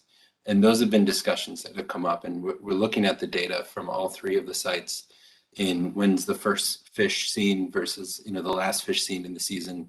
So those might be dates when gear goes in and gear comes out. You don't pull gear out for the winter before that certain date, or at least not the critical mass of gear. Other work that's going on is looking at fouling. When you have fouling from biological organisms, does it increase use or not? As well as looking at that disturbance. How quickly do fish come back after the team deploys cameras? And trying to put those into the context of BMPs, or even in the case on the West Coast, a conservation management plan that the farm would agree to follow if it were to receive any benefit or credit from a regulatory agency for doing this work. All right, thank you. David Stormer. Thank you, Mr. Chair, and thank you to the presenters. That was great. This question might be for Julia. I'm just wondering about the time of year of the study. Did it occur during the time of year when growers are frequently out working their gear? And if so, did the growers conduct their normal aquaculture activities or were encouraged to do so during this study period? Or was it during a time of year like winter when the growers are not frequently out tending their gear? Yeah, that's a great question. Thanks for asking so I can clarify that. Yes, we were out in the time of active field operations, and actually all of the projects. So the work folks that up in Massachusetts and the folks in New Jersey as well, we've been really trying to time the work that we're doing so that we're there when during the time of year when there's active farm operations. I also should mention that we do have data that we have. So we left some cages out in Milford in 2019 into February of 2020. Our plan was to leave them out, like into the next field season, but unfortunately due to COVID, we had to shut our field season down in February. But we were able to sort of track fish abundance from the sort of summer, early fall peak down, and we saw decreasing of fish abundance, fish activity in association with the cages as we went through September, October, November into December. And then by January, we really didn't see any fish activity on our videos. Interesting, thanks. Yep. And I should say also what we're hoping to do this year when we go back out is to try to go out earlier. We had been going starting in June but we'd really like to try to get out early to try to catch that other end of when do we see fish activity start to pick up again in spring, because that seems to be useful information on the management side as well. Great, thank you. Okay, thank you. Karen Green, your hand's up still. Did you want to follow up on that question? Yeah, I just wanted to circle back around real quickly to the question of, aquaculture structures as EFH.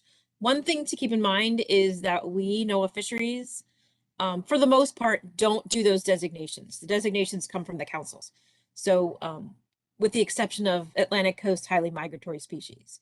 So when you see the EFH designation for black sea bass, that came from you guys, Fisheries Management Council.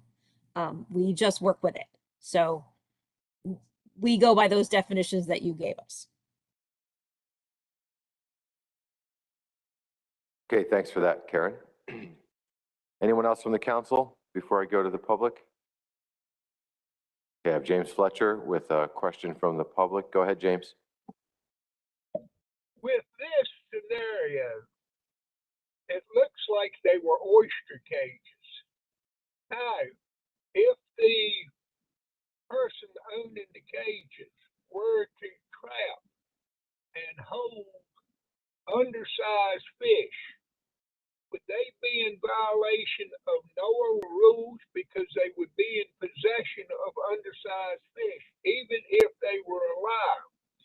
This brings up all of the questions that nobody has addressed on aquaculture, but yet when the individual tries to do aquaculture, every law enforcement agency comes in with a problem along with the Corps of Engineers and the Coast Guard.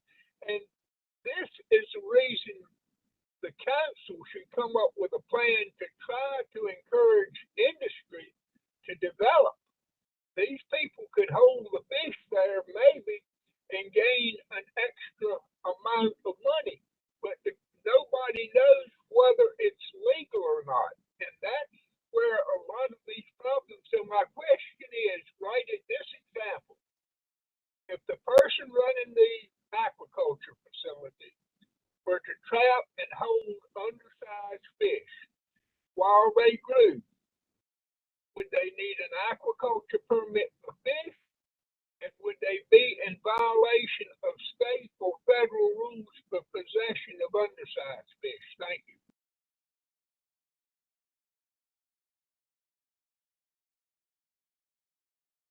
I'll turn to the folks on the call. If there's any, I don't have an answer to help you, Jim. But if somebody on the call does, that'd be great. I see Karen's hand. Want to give it a shot, Karen? Sure, Mr. Chairman. I can address one part of that. All of these aquaculture operations have authorization from the U.S. Army Corps of Engineers. And as part of that, they're saying what they're farming. So they would need to have a permit that says, from that side. I can't speak to what, the council or our fisheries management folks might say, but from the permitting of the facility and the structures, that would have had to be incorporated into their permit. And they do now have a new nationwide permit, the U.S. Army Corps of Engineers, for finfish aquaculture. So they would have to have that authorization from that aspect. So that's one piece. I can't answer your question about any other regulations. Okay, thanks, Karen. Mike Penny has his hand up. Mike, go ahead, Mike. Yeah, thanks, Mr. Chairman. I think this is a good question to kind of circle back to when Pete Burns was describing the Blue Waters Fisheries project off the coast of New Hampshire that the New England Council just initiated or added to its list of priorities for next year, a potential framework adjustment for its under the Atlantic salmon FMP. And to distinguish, I think, the two councils. The New England Council at some point, many years ago, these regulations are, over 20 years old or around 20 years old, specifically called out aquaculture in many of its FMPs and provided a process for aquaculture proponents, should they wish to include a council managed species in a federal waters aquaculture project, there's a process under either the council regs or FMPs or the council policy for the council to be engaged in the review of that. And what Pete mentioned was a specific framework adjustment that the New England Council will consider developing next year to facilitate Atlantic salmon aquaculture in the EEZ that otherwise could be in violation of the council's regulations for the possession of Atlantic salmon. The Mid-Atlantic Council, as far as I'm aware, does not have any comparable policies or regulations in place that specifically address aquaculture. So one interpretation of that situation for Mid-Atlantic Council managed species is that the Mid-Atlantic Council, the regulations that we implement in federal waters under the Council's Black Sea Bass FMP, for example, would not apply to an aquaculture facility that wished to raise and farm black sea bass. Now, I can't speak to how state regulations might come into play if the project was either in state waters or as the fish were transported from federal waters, from the federal waters facility into port where they have to be landed. But at least in terms of the council's role and the council regulations and federal regulations, as I said, one interpretation is that those a minimum size regulation or a possession limit regulation that would exist for a fishing vessel would not apply to an aquaculture facility.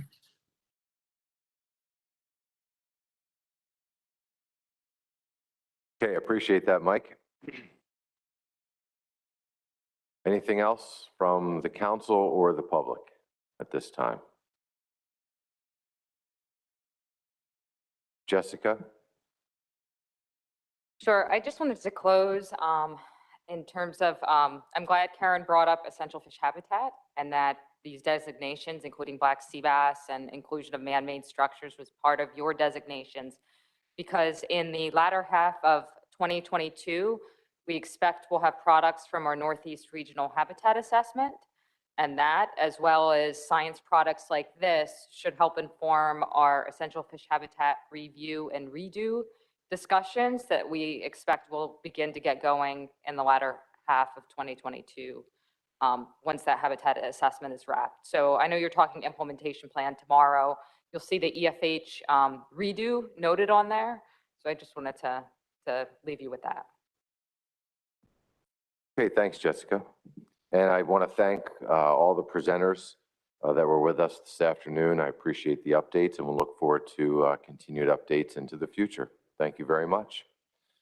At this time, we're going to roll right into the next item on our agenda, which is sea turtle bycatch and trawl fisheries.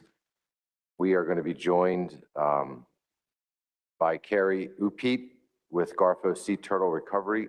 She's the Garfo Sea Turtle Recovery Coordinator. And Carrie, if you're with us. I am with you. Can you hear me okay? We do. Do you have a presentation or that's going to be on screen, or are you just going to be speaking to the issue? Oh, no, I definitely have a present. Oh, there we go. Yeah. There we go. Okay, it's all yours whenever you're. Yeah, I don't want to be speaking for half an hour with no slides. So yes, thank you for having me here. Yes, thank you. So yeah, I'll be talking about turtle bycatch and trawl fisheries, and I definitely appreciate the time on the agenda today and allowing me to talk about this issue. I did give a similar presentation at the New England Council meeting last week, so this may be familiar to some of you. And I also wanted to note that I will be presenting the same information to ASMFC in January. So you can see it then too. So next slide, please. Let's just get started.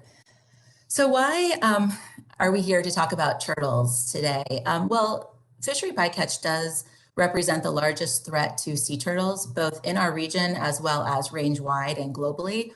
And so as a result, we've been working on sea turtle bycatch reduction research and trawl fisheries for, gosh, it's been about 20 years. We're right now at the time where we want to share that research with you and talk about the current results and then ways forward. So we are considering potential measures, but I do want to stress that we're not at the proposed rule stage yet. We do have some things on the table, and we definitely want to hear from you on your input into these measures. So today, in terms of this presentation, I'm going to briefly go over some sea turtle biology and bycatch details, and then focus on the research connected to date by the target species and know what kind of information is needed as we move forward. So my presentation is about a half an hour, and then we can go into some questions. Oh, now I see we're on the turtle slide. Perfect. So what sea turtle species are we talking about? I think it's important to remember that all sea turtles are considered to be either endangered or threatened under the Endangered Species Act. We do not have total in-water population estimates for turtles. And what we know about turtle trends really comes from the nesting beaches, when they come ashore to lay their eggs and we can count them. These nesting trends are variable by turtle species. And so you can see here at the top of the slide, the loggerhead turtle is the most abundant turtle that we have in our region. And the nesting trends for loggerheads do vary by the nesting area that you're talking about. So the northern nesting unit, which occurs primarily from North Carolina, South Carolina, and Georgia, is increasing. The peninsular Florida unit, which is the largest unit in U.S. waters, is considered to be stable. And then the northern Gulf of Mexico unit is increasing. The status of the other nesting units is unknown. Kemp's Ridley turtles, you can see here in the middle. This is an unusual species because they nest primarily along a single stretch of beach in Mexico, and we have seen considerable fluctuations in their nesting numbers over the last decade or so. Currently, their nesting status and population trends are unknown. On the leatherback turtles, you can see down here in the lower left, this is a pretty unique turtle that you'll see in our region. It's the largest turtle. It's covered with a black leathery shell, which is different than the hard shells of the other species mentioned here. Leatherback nesting trends throughout the whole Northwest Atlantic are declining. So this is of concern for this endangered species. And then finally, on the bottom right corner, green turtles. This is probably the least common species that we'll have in our region. But it's worth noting that green turtle nesting in Florida has shown an overall increase over the last recent time frame. So next slide, please.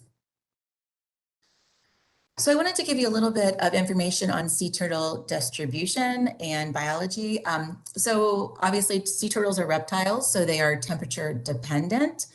In general, turtles move up the US Atlantic coast from the southern wintering areas as the water temperatures warm in the spring. And then the trend is reversed in the fall as the water temperatures cool. So sea turtles are typically found in the waters north of Cape Hatteras, North Carolina from May through November. And our hard-shelled turtles are more commonly found in waters south of Cape Cod, Massachusetts, and Georges Bank. However, they may occur in waters north of there as well.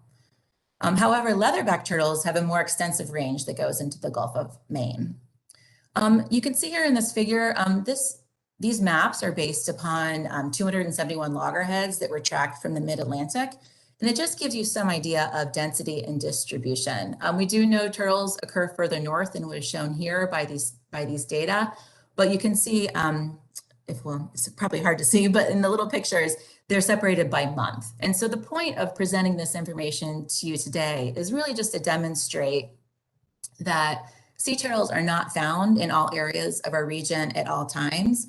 So when we get to the point of management, we would be looking into implementing any bycatch reduction measures in the areas and times where sea turtles co-occur with fisheries. So next slide, please. So why are we concerned about sea turtles in general? So I think it's important to note that no sea turtle species has recovered, so we are unable to delist them off of the endangered species list. As I mentioned earlier, fishery bycatch does constitute the primary threat to the species. And under the Endangered Species Act, take is prohibited, and we have to do what we can to enact measures to promote recovery. So the main goal is actually to get these species off of the list. I noted here that in every sea turtle recovery plan, reducing mortalities from fishery bycatch is a priority action. The loggerhead recovery plan action is actually listed here, and you can see that it was highlighted that implementing seasonal large opening TED requirements in trawl fisheries in our region is a high priority action. You may also know this, but sea turtles are considered fish under the Magnus and Stevens Act, and so the provisions related to the bycatch apply here too. National Standard 9, as you know, requires that bycatch be minimized, and if unavoidable, the mortality be minimized. So we really are operating under both of these mandates to reduce turtle mortality in trawl fisheries here. You may have also seen the presentation on the 2021 biological opinion on 10 FMPs in our region. The longfin squid and summer flounder fisheries are included in that biological opinion, however, only for fishing in federal waters. So no state water fisheries or croaker, they're not included in that biological opinion and the incidental take statement. But in any event, we do have a non-discretionary, reasonable and prudent measure in terms and condition that relates to this action. Specifically, it states that NIMS must continue to work on gear modifications to reduce incidental takes and then the severity of interactions that do occur. So next slide, please. So in terms of the numbers and why we're concerned, the latest trawl bycatch estimate done by the Northeast Fisheries Science Center is shown here in the top bullets. So this estimate takes into consideration observed fishery takes as well as the effort in the fishery. And that's based upon vessel trip reports, which is measured as days fish. So you can see here the total bycatch estimate in the time frame noted, estimated a little bit more than 500 and 700 loggerheads, and then a fewer number of the other species in the mid-Atlantic. So this is the first trawl bycatch estimate for non-loggerheads, and also it's the first reported bycatch estimate for Georges Bank. So you can see here in the second bullet, we have a smaller number of loggerheads and leatherbacks estimated in that area. So the rates in the bycatch estimate were stratified by latitude, season, and depth. And I think it's worth noting that the highest loggerhead interaction rate occurred in waters south of 37 north latitude from November through June in waters deeper than 15 meters.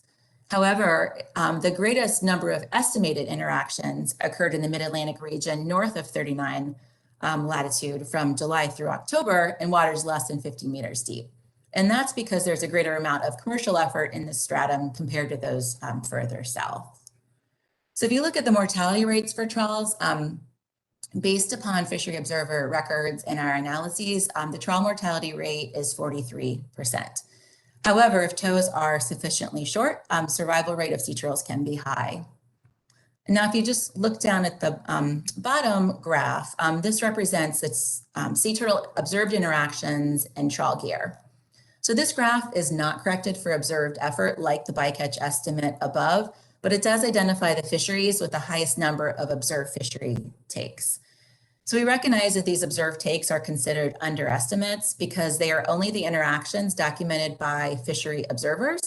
And then the federal observer coverage in bottom otter trawl gear is relatively low.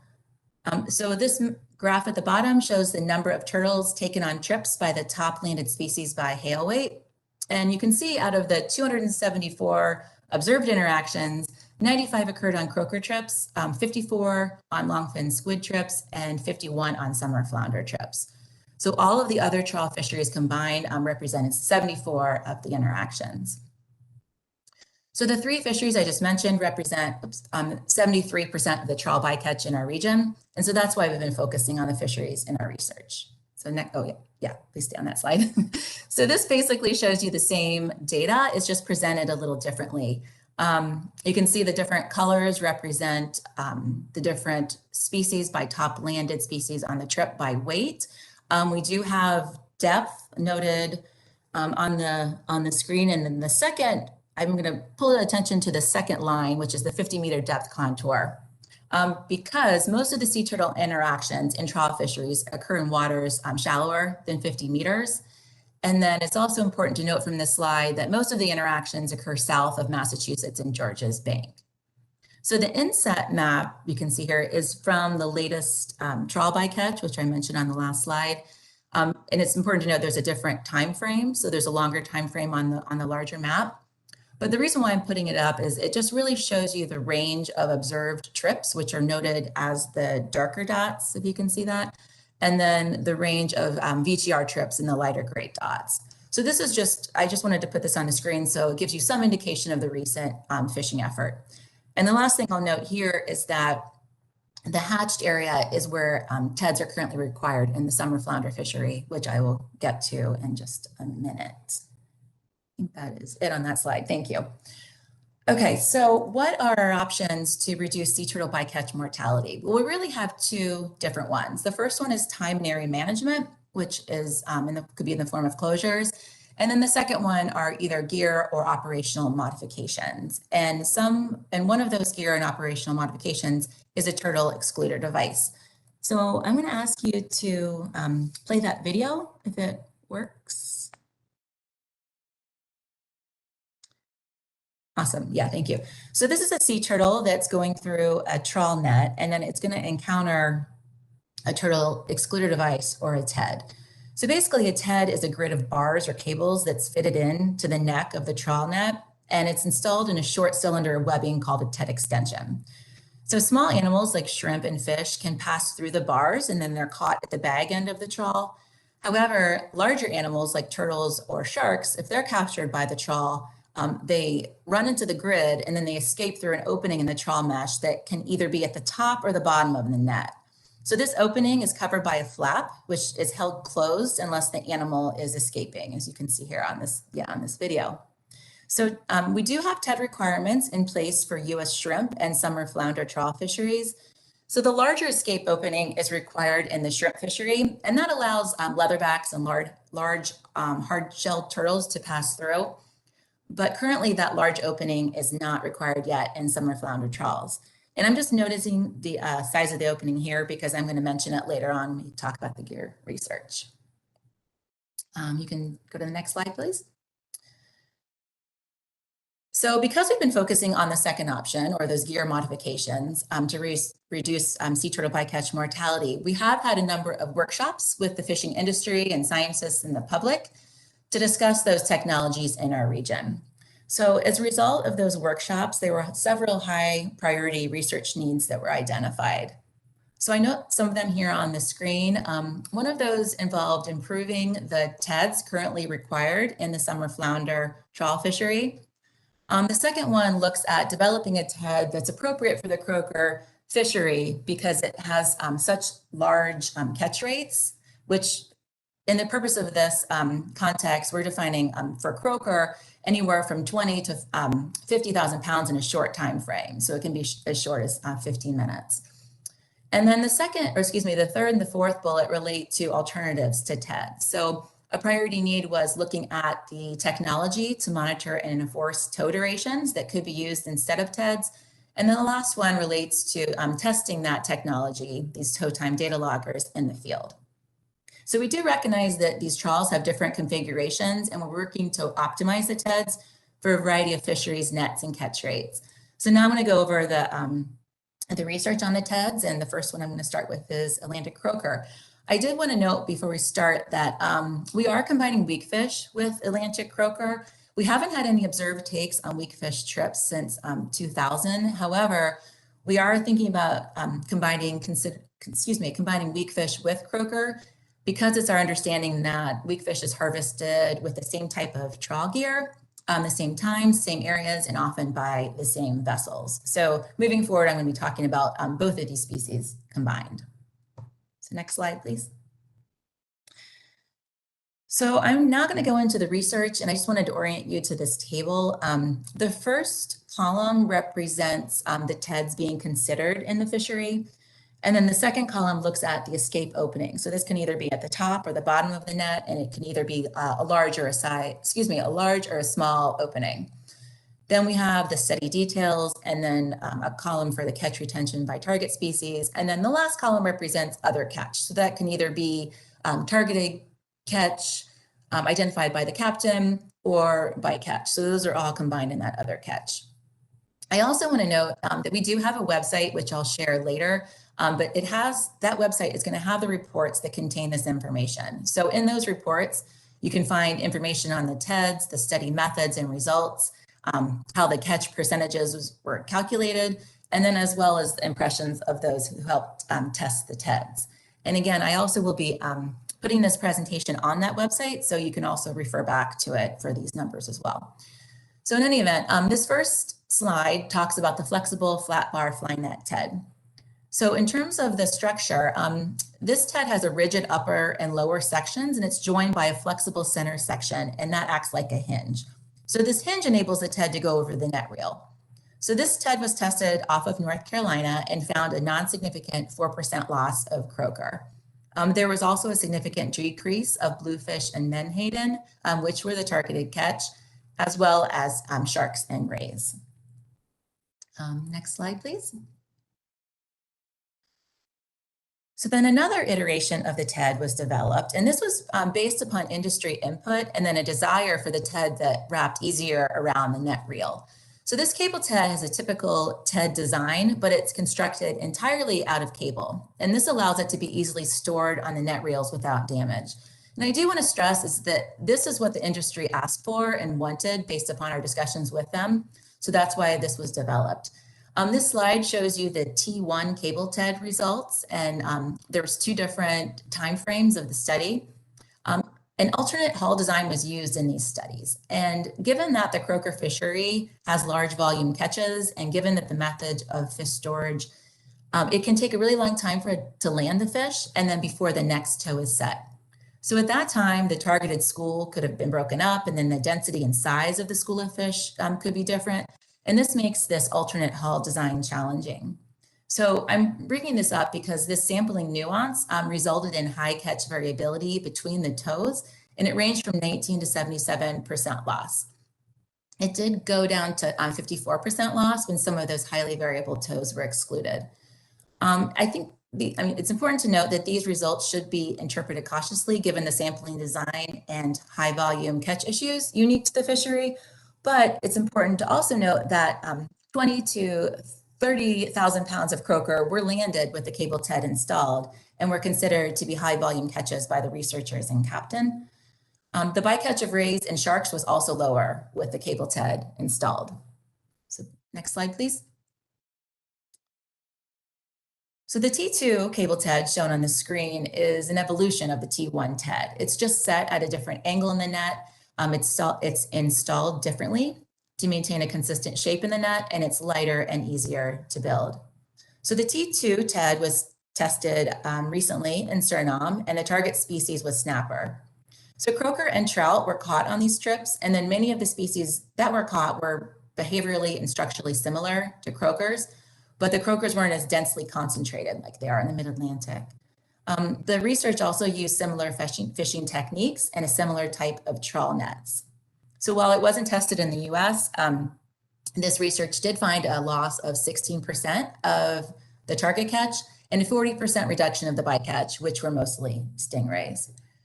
So this is my last slide on the croaker section, and I did want to just mention that we do have final research on cable TEDs in the croaker fishery proposed. So what we intend to do is to conduct expanded usability testing in different areas and on different vessels to ensure the cable TED works as anticipated in the fishery. And we also are proposing TED construction workshops with the net shops. Can move along, please. So now I'm going to talk about the longfin squid fishery. You can move to the next slide, please. So this table shows you results for the large flounder TED. So this TED is already approved for use in the summer flounder fishery. However, it was also tested for use in the longfin squid fishery in 2009. So the structure of the TED is shown below. Really the difference is that there's openings at the bottom of the TED. So initially, we found a 55% loss of squid. So the TED extension attachment was modified. And then after this modification, there was a 10% loss of the target catch and a 3% loss of the other catch. You can see some of the highly landed species that are shown in that last column. So next slide, please. So given the success of the cable TED in the croaker fishery and then the positive industry feedback on that gear, the cable TED was also tested in the squid fishery. So the T1 cable TED shown here has the same structure as what was described for croaker, It was tested in 2017, which is the top row. The first 17 tows caught more benthic bycatch, which was a concern due to more sorting time and then the potential damage to the squid. So after the net flotation was removed, those resulting tows found 11% loss of squid, but no statistical difference in the target catch. So the bottom row shows you the results from 2018. And in that study, the TED escape opening was switched to the bottom. In that, we found no significant difference between the nets. And actually, the TED equipped net increased squid catch by 4% and then reduced the other catch. Next slide, please. This shows you results of the T2 TED is also under consideration in the longfin squid trawl fishery. This T2 TED has the ability to retain anything. The T1 cable TED can with a greater degree of catch retention. However, I'm not going to go into these results shown on the screen because this is exactly what was described under Croaker. This is the last slide I have for longfin squid. And so I did want to recognize that we have final research proposed with these TEDs as well. We intend to evaluate turtle escapement in the bottom opening cable TEDs, also looking at resizing the cable TEDs for use on smaller vessels, and then evaluate the operational feasibility of TEDs on multiple size vessels. So in conjunction with all that research, we intend to work with the industry and manufacturers on how to install and handle these TEDs in their nets as well. So next slide, please. So I'm going to switch gears a bit and talk about summer flounder. I think many of you are aware that since the mid-1990s, we have had TED requirements in summer flounder trawls that are fishing off of North Carolina and Virginia, south of Cape Charles. So any approved hard TED is allowed in this fishery currently. We're looking at this fishery again now because most of the landings after 2012 have occurred north of Cape Charles, with the majority occurring off of New Jersey and New York.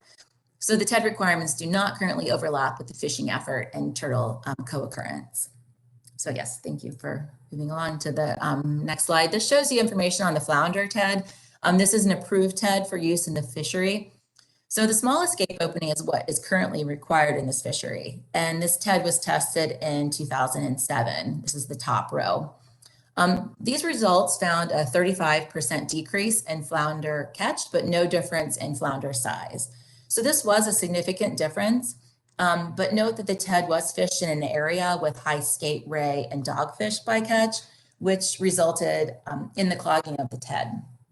So clogging of the TED by these species can be an issue with this gear, but the study results noted it was often temporary. The second row shown here shows you results of the large escape opening in the flounder TED that was tested. So this research increased the catch of summer flounder by 17%. But I do want to note that in the area tested, there were low overall summer flounder catch rates. So next slide, please. Okay, this again shows you information on the large flounder TED that I mentioned under the longfin squid section. This is basically the same as a flounder TED, it's just 1/3 wider. So in the summer flounder research, we found that catch retention testing with this TED found a 13% catch loss of flounder and a 34% reduction of the other catch, which was dominated by skate. And I did want to point out the notable decrease of the jumbo flounder catch rates, as you can see here on the screen. And I also wanted to note that we do recognize that there have been some issues with TED designs and then the durability in the testing, and we have been working on many iterations of the TEDs over the years and trying to respond to those issues. If you want to go over to the next slide, I'll show you what we have done, because as a result of some of those previous research results, the Northeast Fishery Science Center and the industry developed a modified flounder TED grid. And this offers a larger grid surface to mitigate potential clogging issues and improve catch retention. And it also has the ability to be rolled on a net reel. So this TED was approved for use in the fishery in 2012. And it's basically, as you can see here in this very small picture on the screen, it's constructed in 2 sections that articulate. So the lower section has 3 windows at the base and then horizontal flat bars above. And then the upper section has vertical flat bars. There's a lot of words on this screen, and I recognize that. But I think what I wanted to point out is that this modified flounder TED was compared to 2 different types of TEDs. So the first row shows you the results when it's compared to a flounder TED with a small escape opening, which was on a previous slide. And then the second row shows you the results when compared to a large flounder TED with a large escape opening, which the results were on the previous slide. In both studies, there was not a significant difference between the TEDs in both the target catch and then the non-target catch. But I wanted to note that the modified flounder TED clogged less. It marginally improved catch retention and decreased bycatch levels, and it also was easier to haul aboard neck reels. Next slide, please. So given the previous industry workshops, we have been also exploring alternatives to TEDs, and that's what I'm going to be talking about now, more specifically these limited tow times with data loggers. So you can move to the next slide, please. Thank you. So we do know that turtle mortality increases with trawl tow duration, which again is probably not surprising given that these are air-breathing reptiles. Our observed incidental capture data, however, suggests that turtles survive tow durations under 1 hour. So if you look at these limited tow times, they do provide an alternative to TEDs in some fisheries or by some individuals that may choose not to deploy a TED. So very briefly, these tow duration data loggers are attached to the trawl door, as you can see in this picture, and they measure the amount of time the net is in the water beyond a certain depth. So this alarm timer starts when the door meets the defined depth. And the loggers were developed to withstand marine conditions and handling on board the fishing vessels. So we did test the data loggers in the field on 9 different vessels in a wide geographic range, and these hauls mainly targeted summer flounder and horseshoe crab. So the alarm timer that recorded this tow duration started and ended when the doors passed this 5-meter depth. The research was deemed successful in that the data loggers withstood the fishing conditions, and then they reliably recorded tow duration and detected tow exceedances. We do have final research proposed on these data loggers. We are looking at testing this new technology, which primarily involves looking at Bluetooth. So it's an easier transfer of data. And then also these new data loggers can collect environmental data parameters that might be helpful to fishing operations. So next slide, please. So we have been looking at all of this research, and we do have some measures under consideration, and I've noted here on the screen. Most specifically, we are looking at requiring TEDs with a large escape opening in trawls that target croaker, weakfish, and longfin squid. The second and third item here relate to the current requirements, the current TED requirements in the summer flounder fishery. So we're looking to move the northern boundary of those requirements to a point further north, as well as requiring a larger escape opening in the TEDs in the summer flounder fishery. And the last one noted here is that we would be looking at adding an option requiring these limited tow durations if found to be feasible and enforceable in lieu of TEDs. And this would provide more flexibility to the fisheries and give individuals a choice. Next slide. But I did again want to stress that we do not have anything proposed at this time, and we are looking to get public input. And if you want to go to the next slide. So I believe all of these questions are outlined in the briefing book, so I'm not going to go into them in great detail. However, I did want to flag that we are looking at getting some feedback on these mitigation measures to see if we're missing any measures that we should be considering, as well as the temporal and geographical scope of the measures. And I realize it's hard to comment on the scope when we don't have anything to comment on and we have nothing proposed right now, but we will be considering regulations in the warmer timeframes in the areas where we have documented sea turtle interactions. So, around the Massachusetts, Georgia's Bank area and south. We also want to look at the applicability of these limited tow times in the different fisheries, and then how to define these fisheries for these measures. So next slide, please. We are also interested in getting some feedback on operational issues that may occur with TEDs, and then other things like looking at the appropriateness of weak fish with Atlantic croaker.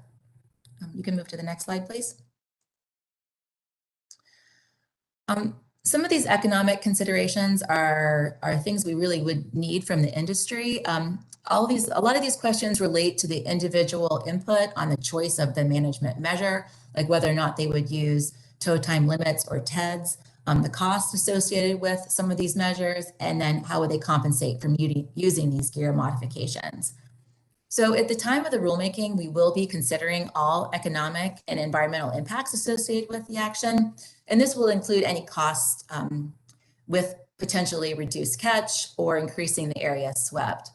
So we will also be considering all of these in NEPA documents and EFH consultations. However, any input received at this time will really help with those later analyses. So these are the type of things we're looking for. So next slide, please.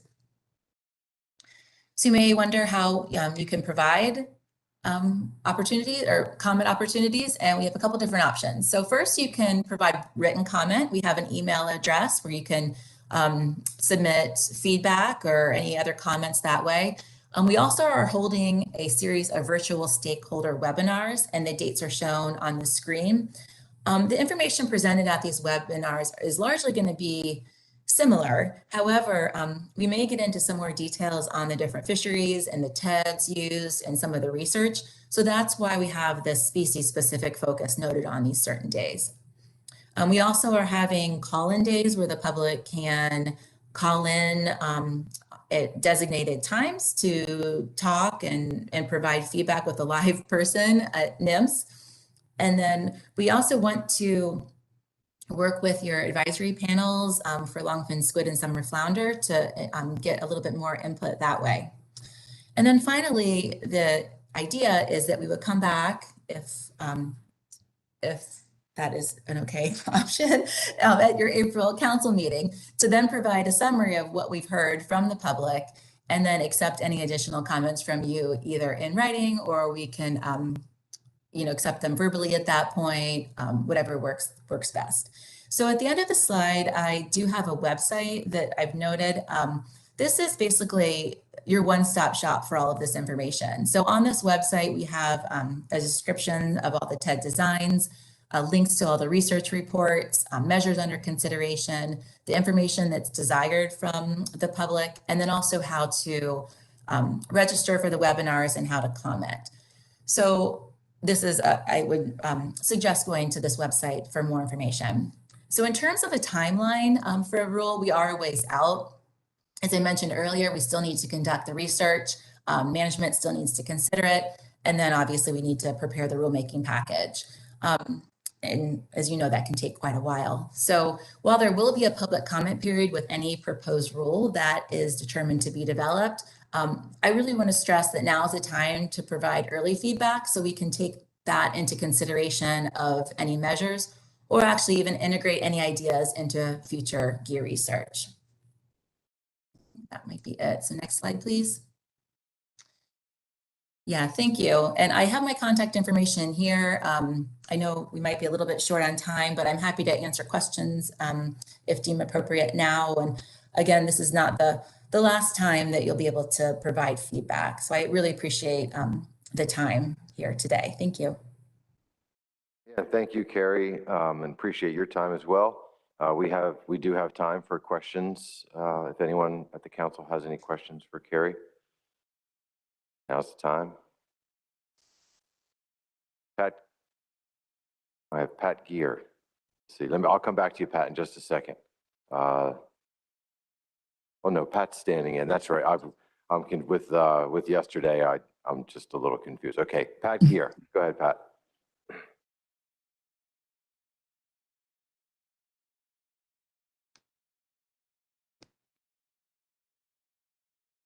We can't hear you, Pat, if you're trying to ask a question.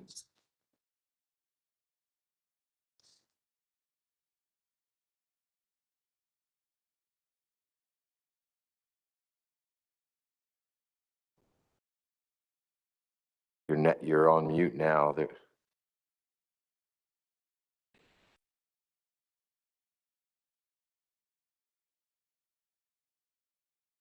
Pat, I'm going to go to Dewey Hemmelwright and then Chris Bat-Savage, and then I'll come back to you. We'll see if we can get your audio fixed. Dewey? Yeah, thank you, and thank you for the presentation, Carrie. Could you go to slide 5, please?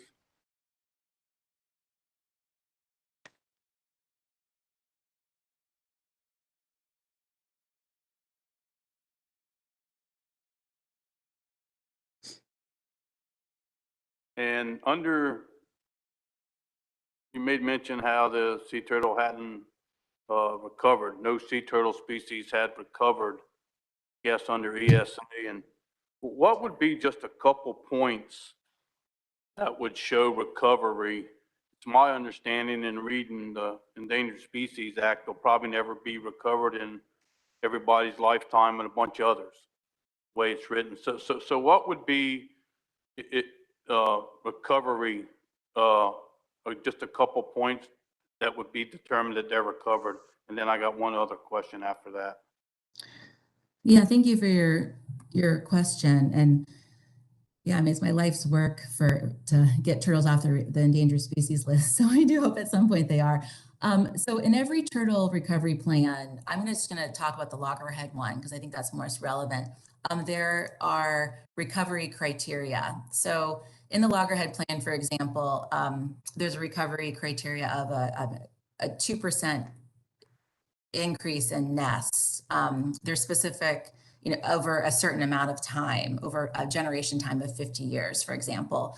So if you see that rate of increase over that amount of time, based upon the nest, then that would be something that would indicate that the turtle is meeting those recovery criteria and potentially could be considered for delisting.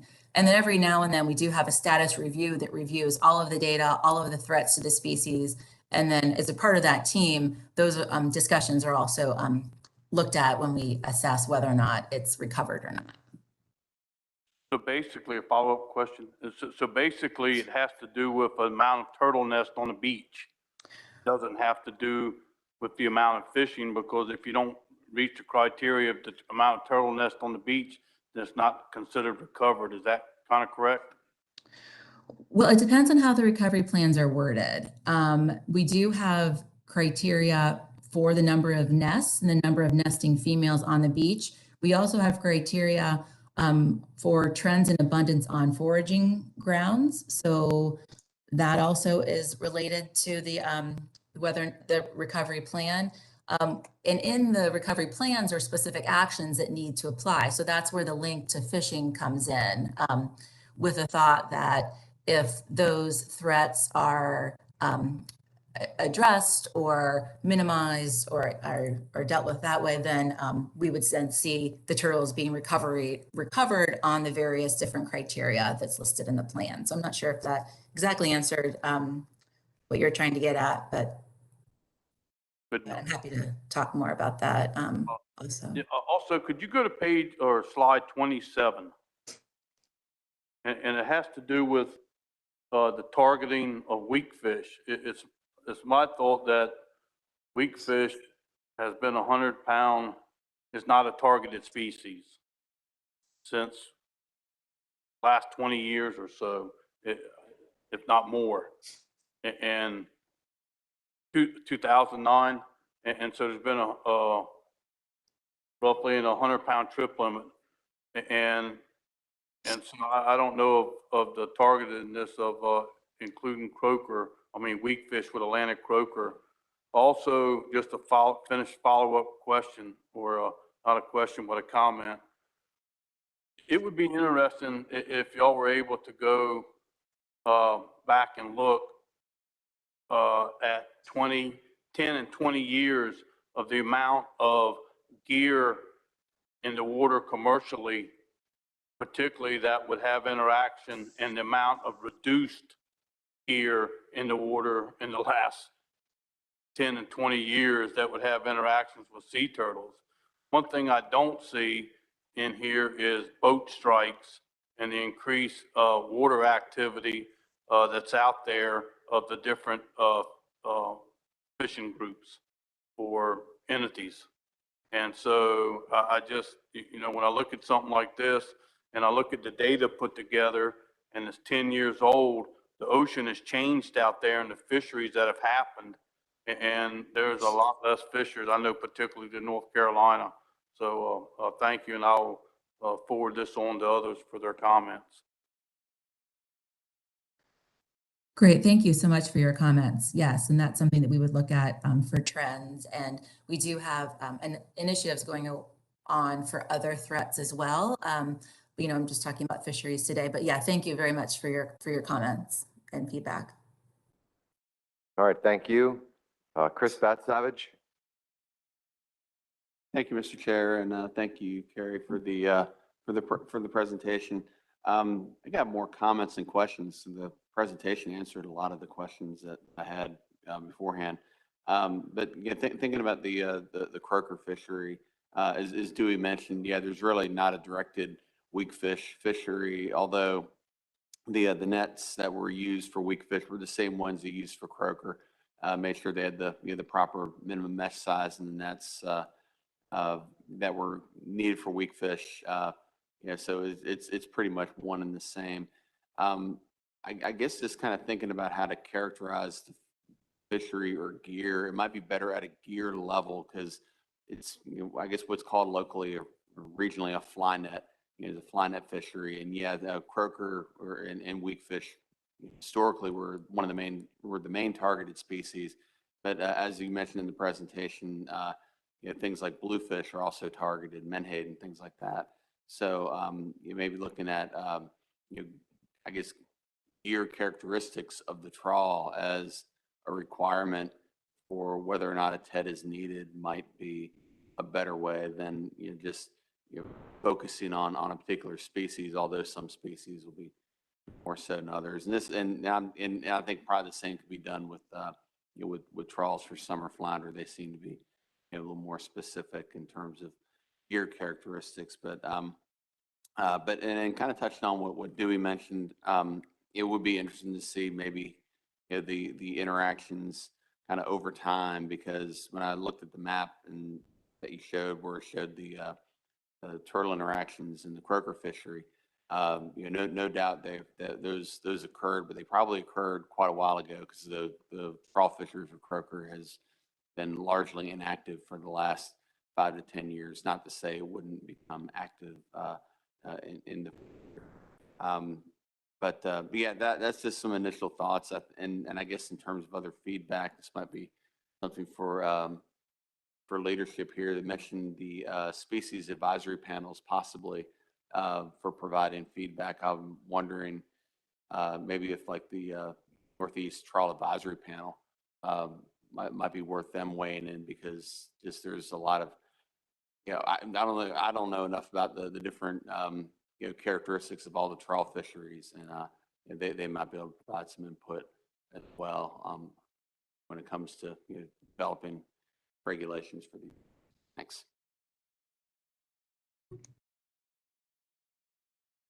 Yeah, thank you for that. That's exactly the type of information that we're looking for.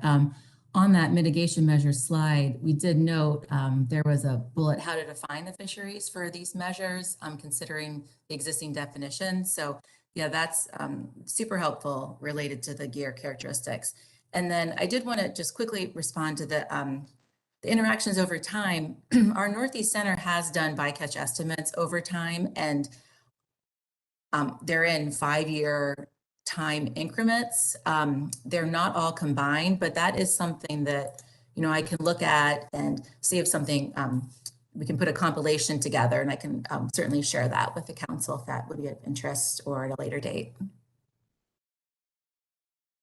All right, thank you very much for those comments and questions, and thank you, Carrie. Let me try Pat Gear again. Can you hear me now? Yeah, we've got you now. Go ahead. All right. Yeah, sorry about that.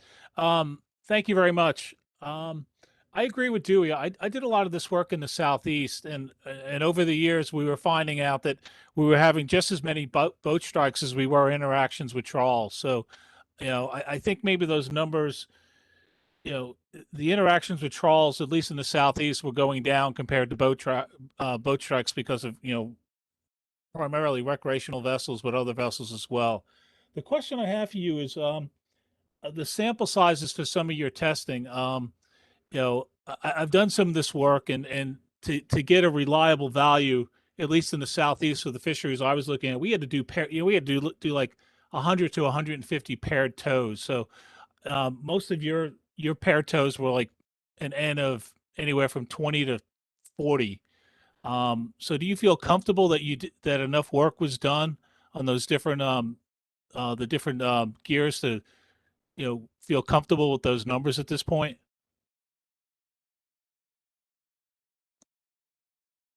Yeah, thank you for your research help in the Southeast. That's fantastic. You're right. We have the tows completed, and it varies by the particular study. So the tows completed could be anywhere, right now I'm looking at one that's like 40 tows, and the design is different too. Sometimes it's they're pair tows, sometimes they're twin trawlers, or trawls. So to answer your question, I guess I also would want to hear from our researchers, because we're relying on those reports showing these results, and that's why we're coming out to the public right now to share those results, to see what folks' feedback are. We feel confident that these results show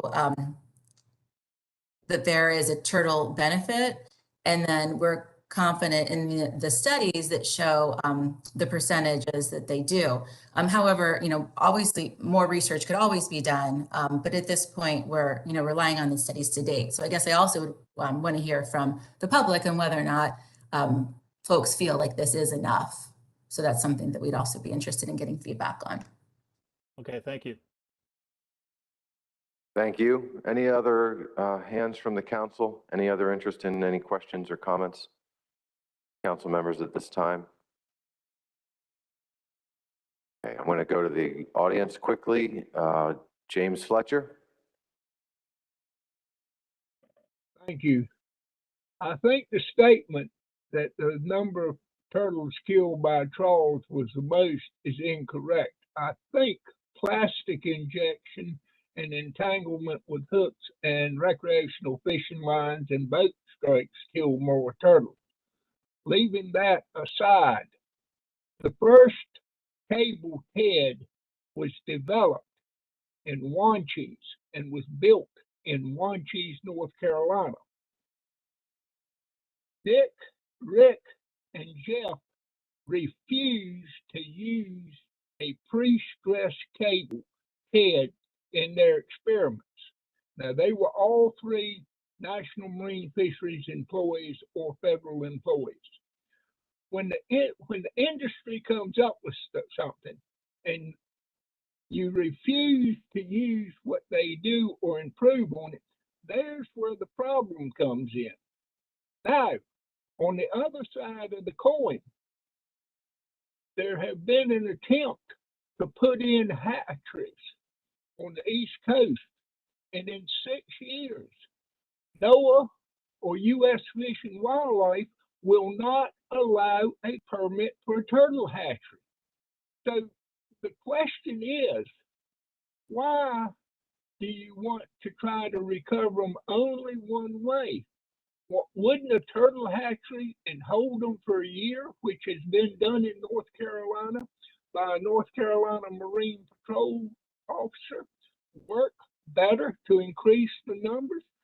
My question is, why do you only want to do it one way? And why is it only a way that causes problems for the commercial fishing industry? Thank you. Okay, so I can respond to the hatchery question. So you're right that U.S. Fish and Wildlife Service has the jurisdiction for turtles on land. So anything involving hatcheries is really their responsibility, and you do need a permit for this work. However, we haven't, NIMS has not been currently a proponent of hatcheries. We have worked with Kemp's Ridley's in the past, had started in Texas. However, given the expenses and logistical issues and the nesting returns, that practice was discontinued. And one of the reasons why we're looking at these trawl fisheries here is that we recognize that the larger juveniles and adults have a higher survival rate compared to hatchlings and young juvenile turtles.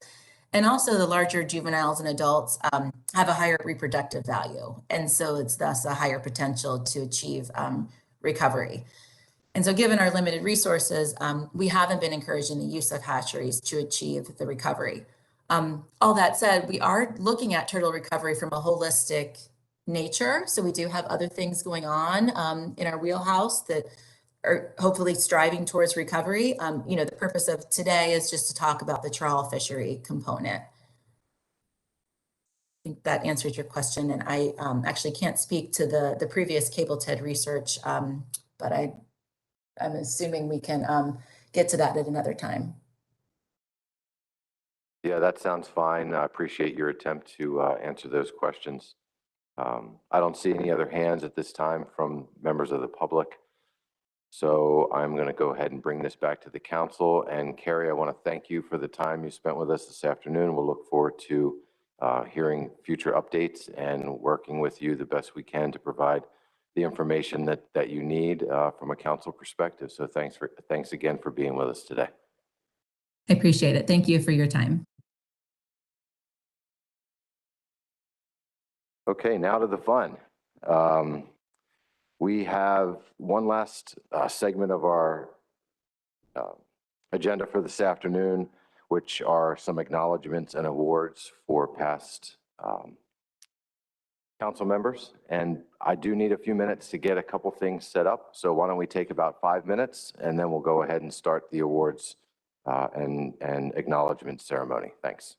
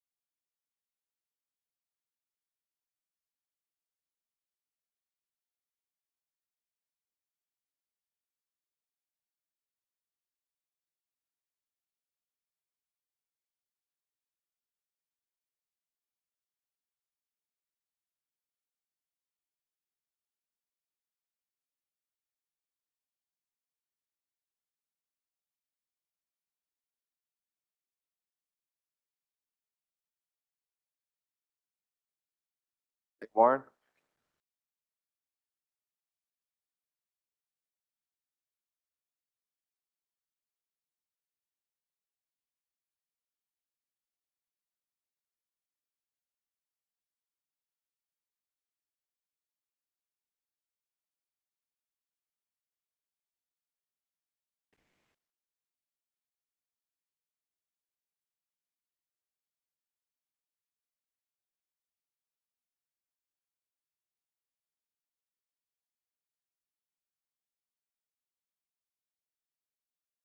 Okay, let's go ahead and get started. We've been here for 3 days now, and this is the first time I can actually see something in front of me with the lights on. It's nice. I don't have to wear my glasses the whole time. This is really a great way to wrap up today with seeing all of my old friends that have come back to join us. It's kind of like what was the old movie? The Ghost of Council Past has come. I was thinking about having each one of you come up to the table, and I would stay back there behind my computer, but I figured that's the last thing in the world you came here for, was to come back to the table. But we are happy to see everyone. These last few years have been, I'd say they've been challenging in a lot of different ways. Our council process has continued to has moved on. And it's great to get back together again for the first time in almost 2 years. So, it's been nice to be able to hang out with current council members. Is this still working? Can you still hear me? Okay, it's not coming back to me.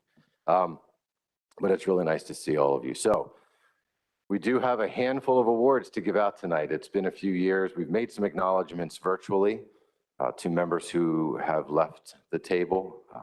But I do want to spend a few moments here going through and acknowledging all of you who have come back to join us for your accomplishments while serving here on the council, and to thank you for your contributions to conservation and management of our resources. So first, I'm going to start with Ellen Bolin.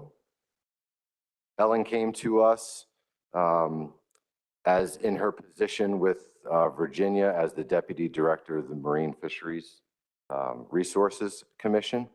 And Ellen served from 2019 to 2021. During her time here, Ellen was the Vice Chair of our Protected Resources Committee and participated in a handful of other committees throughout her time. And while we would love to have her continue, it was time for Ellen to move on to greener pastures. So we'll miss you, Ellen, and we already do. Hopefully we can keep in touch, and it's really great to see you. So with that said, Ellen, in gratitude and appreciation, the Mid-Atlantic Fishery Management Council recognizes Ellen Bolin for her distinguished service to the council and outstanding contribution to the conservation and management of our nation's marine fisheries resources. Round of applause for Ellen.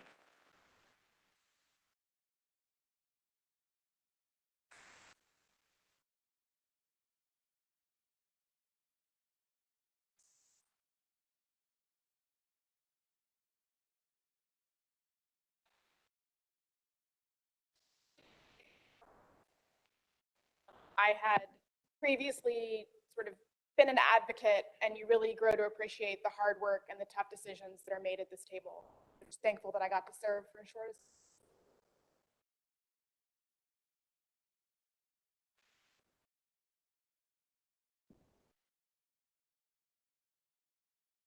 Okay, our next most current, or most recent, I guess I should say, outgoing council member is Peter Defer.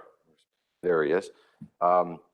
Peter served on the council from Virginia from 2009 through 2012, and then came back for another 2 years service from 2015 through 2021. During his time, Peter served as our Ecosystems Committee Chair, Surf, Clam, and Ocean Quahog Committee Chair, and did an amazing job as a liaison to a number of committees. in New England, 3 committees, not the habitat, herring, and scallop committees. Peter, the one thing about Peter was that during his time here, as chair, when you have a presentation, sometimes there's a lull after the presentation where you're kind of waiting for somebody to raise their hand and ask a question. Well, it didn't matter what the topic, it didn't matter who was giving the presentation, whether it was even in English. Peter somehow found a way to ask a question. And so he was always engaged and always interested in what was being said. And I did appreciate that. So I always knew if I looked to my left, there was Peter and he was going to have his hand up. And not only that, Peter was, I think, maybe not the only one, but one of the council's finest beer brewers that we've had since the time that I've spent here. I used to brew beer, and then I got married and had 2 children, and life kind of took over with everything else. So that's part of my past. But Peter did a great job. He'd bring his home brew to us from time to time, and I have a note here from staff to make sure to say that Peter was the only council member since we began to brew a surf clam beer that actually tastes pretty well. So, Peter, with that said, in gratitude and appreciation, the Mid-Atlantic Fishery Management Council recognizes Peter Defer for his distinguished service to the council and outstanding contribution to the conservation and management of our nation's marine fisheries resources.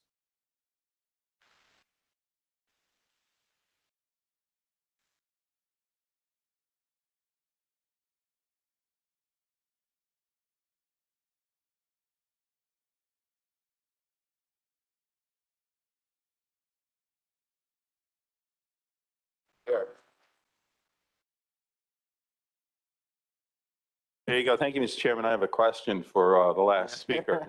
And actually, I have a comment for the man who just got up and walked away from New York. You can tell by my accent I'm not originally from Virginia. You could tell. I'm originally from Connecticut, and in Connecticut, you got these odd neighbors to the north, Massachusetts, and you got stranger, unpleasant ones across the water to New Jersey. But having spent a few years on the oyster boats in Connecticut, the ones across the Sound in New York were the enemy, which is something I learned to appreciate when I moved to Virginia and had to learn relations with Maryland.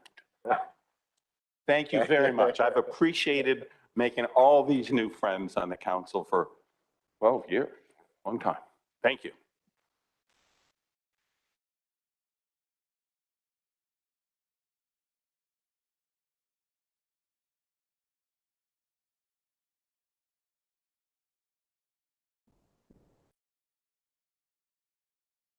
Okay, our next most recent departure was from somebody named Tony Delarnia.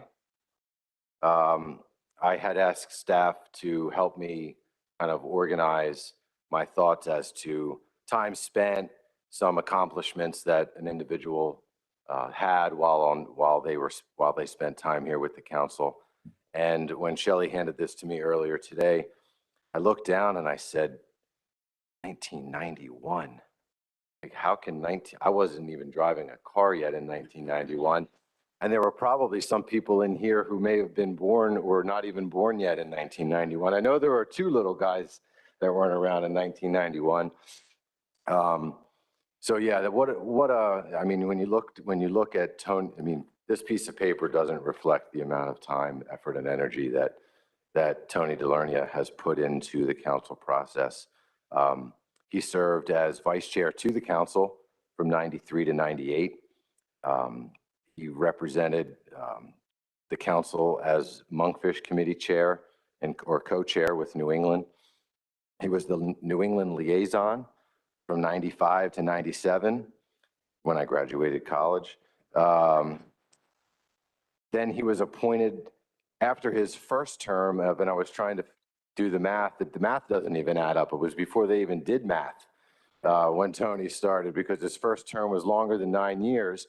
His second term with the council started in 2012 and went to 2021, where he was our Law Enforcement Committee Chair, Vice Chair of the Demersal Committee for a number of years before he became Chair, and the last year he was here. He represented us tremendously at the South Atlantic Fishery Management Council as liaison. And, you know, I was never more, I wouldn't say I was nervous, but I was always looking for someone to help me with the Northeast Trawl Advisory Panel. And I called a number of people, and it wasn't the kind of work that everybody wanted to do, to engage and have one more thing on their plates. But Tony was raring to go, and maybe not so much. I mean, it was on the phone. I couldn't see his expression, but he did a great job there as well. Other accomplishments, let's see, from 2005 to 2009, he was the chair of NOAA's Marine Fisheries Advisory Committee. And I mean, the list goes on and on and on. Tony's done just such a tremendous job over all of these years. It's an honor. Honestly, it's an honor to provide him with this acknowledgement of his service and to be the one to do it. So with that, in gratitude and appreciation, the Mid-Atlantic Fishery Management Council recognizes Anthony DeLernia for his distinguished service to the council and outstanding contribution to the conservation and management of our nation's marine fisheries resources. Congratulations, Tony.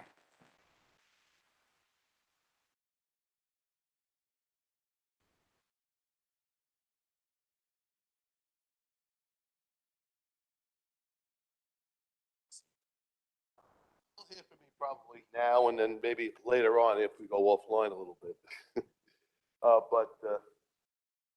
Mic working here.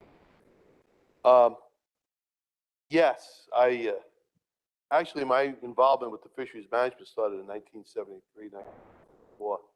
When I was a deckhand, it was my job to go around to the head boats, get the petitions to pass the 200-mile limit. That was my initial introduction. After the Magnus Act was passed, I was running a head boat out of Freeport, New York. And I was honored by a lot of the older captains. Broadcorp called them members of our greatest generation. They asked me to act as their president to represent them at fisheries meetings and to work with the fishery management councils as fisheries management was developing in the 80s and into the 90s. And I was very honored to do that. One thing that I learned sitting at this council table, as I look around some of the younger members here, you'll learn, is that as you sit here, as we work together, and the operative term is we. When we sit around here at the table, it's a we, it's a group, all of us together. When we work together, we will develop lifelong relationships. People that I worked with in '91 are still some of my best friends. People that I met when I came back in 12 have become some of my better friends. So it's an honor to work with you all. And we do very hard work. It's something that we should reflect on. Many of the people that I sat at this table with in '91 no longer here. They've passed away. But their work continues. That's what you have to remember. The work that you do here will go forward. There's an old American Indian saying that says the environment is not something that we have now, it's something that we borrow from our children or from our grandchildren. That's what we're doing. We're doing here, not for us now, but for our children and for our grandchildren going forward. So again, thank you very much for the honor of being able to sit at the table with you.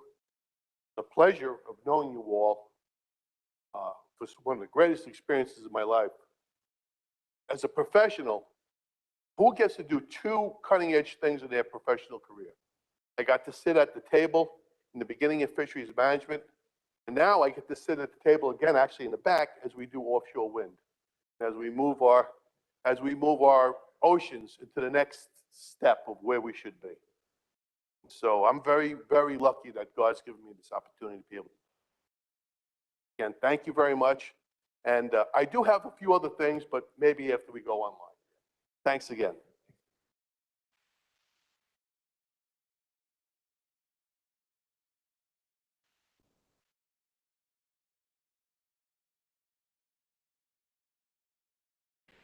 Okay, so we're going to step into the next set of acknowledgements. Well, it's less of an acknowledgement for work done, but just to welcome you back. So in the previous year, I guess this would have been 2020, we had Warren Elliott, Steve Hines, and Laurie Nolan left the council.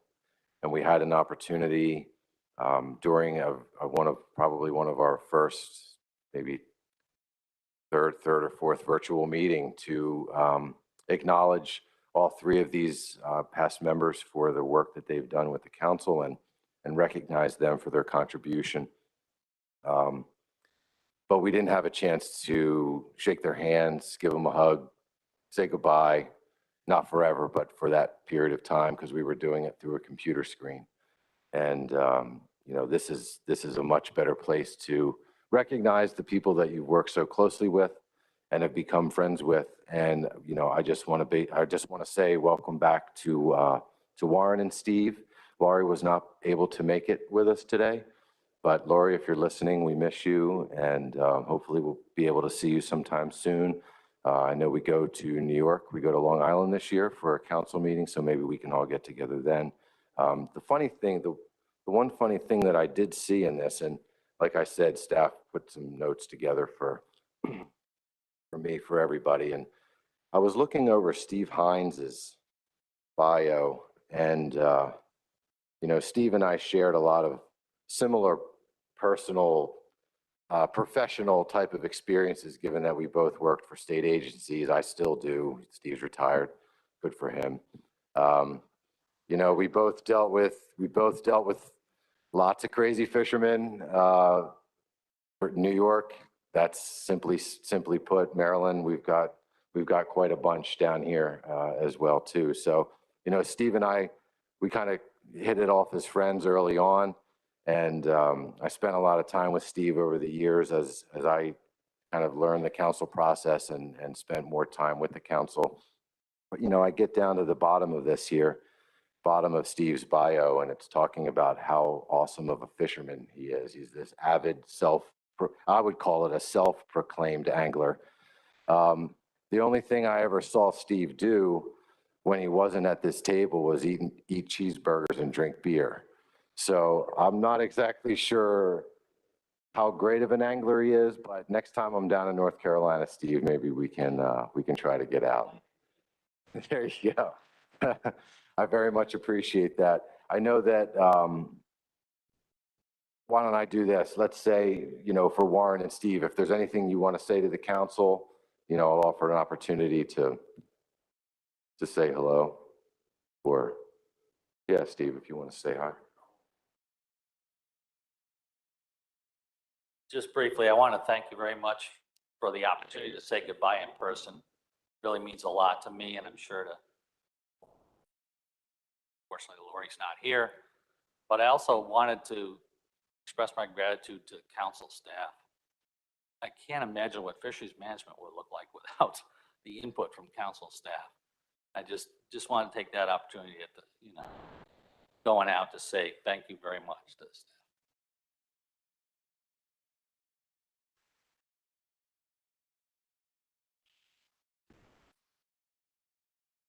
Here he comes, looking good as usual.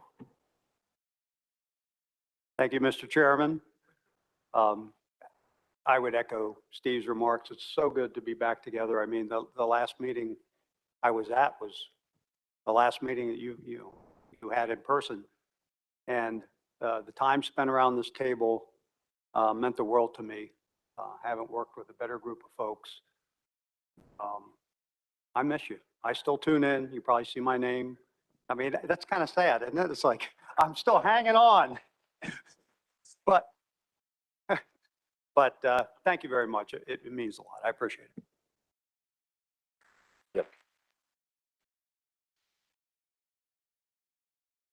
Dan Warren didn't get enough of it, so he decided after he left the council to step into the role at ASMFC. So he jumped in on that, and look forward to seeing him there as well. So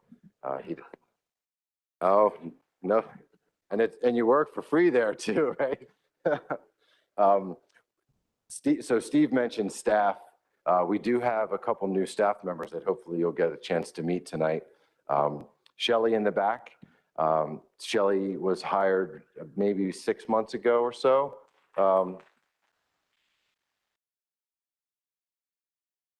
She is the meeting master, putting together, this meeting here today. So she's replaced Jan as Jan moved on, and she's doing a fantastic job. Hospitality looks a lot nicer than when Chris did it. It's organized. There's forks. You don't just eat food with just your hands. It smells nice in the room, So we had candles lit. And then we have Steven behind the smoke and mirrors back there, behind the computer, managing this hybrid style meeting that we have. And this week has been as successful as I could have hoped for to this point. A few glitches here and there, but for the most part, everything has been great. So welcome back, and I look forward to spending a little time with you guys during our reception in a little while. Okay, so that's that. One more.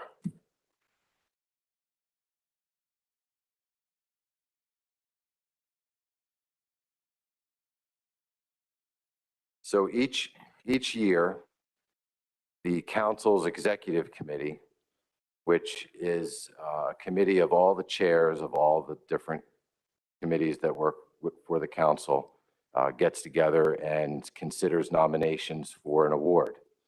That award is the Ricks E. Savage Award.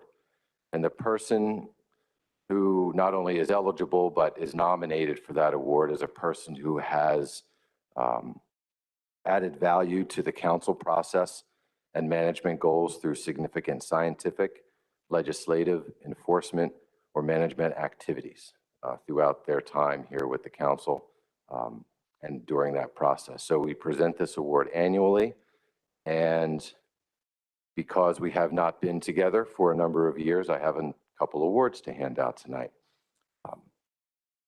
The first award for the 2019 Ricks E. Savage Award is going to Rob O'Reilly.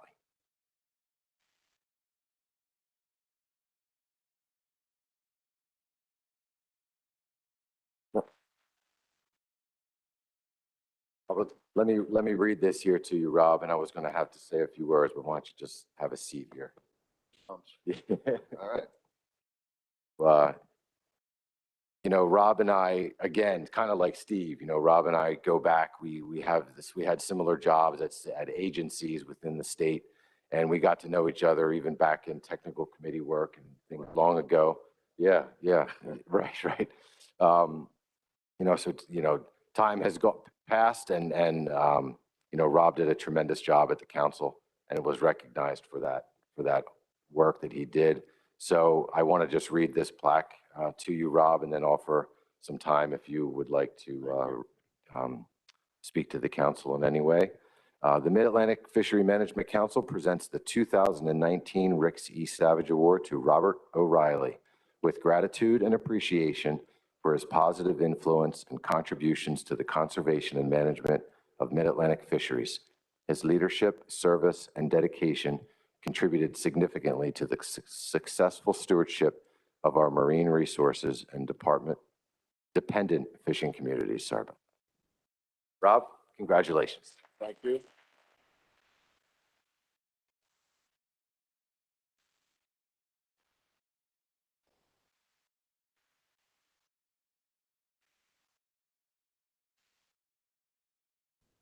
I used to get in a lot of trouble during council meetings because I couldn't manage the button here on the speaker. And today I'm going to do okay. So I have nothing but praise. I have 3 generations from one wing of the O'Reilly family here today. Sarah and my 2 grandchildren, our son, his lovely wife, And of course, don't forget my captain, that's Sarah. So I'm very, very happy to be with them. This is nice. And the praise I have is all about the council process. I started with the council in February of 2012. I became chief of marine fisheries in Virginia in March of 2012. Whereas you might think they were conflicting, they were actually a very good match. And my involvement with the Mid-Atlantic Council allowed me to be a better fishery manager in Virginia. There's no doubt about it.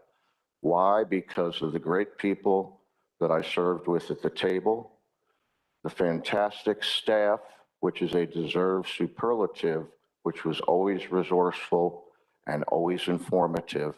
And then there was the industry and the public, which provided information. So it really was a tremendous treasure for me. I think of it as my own personal renaissance, which started in 2012 and propelled me forward. I also think that probably I was enlightened quite a bit about the Mid-Atlantic Council. My first meeting in North Carolina, I thought, what am I getting into here? But after a few meetings, I felt at home. The leadership has always been very cooperative, very knowledgeable, and everyone on the council has been a pleasure to work with. And I mean everyone in one way or shape or the other. I know my problem now is for the next couple of nights, I'm going to be dreaming that I'm still on the Mid-Atlantic Fishery Management Council. Alas, it won't be true, but I'll keep you all in my heart. Thank you.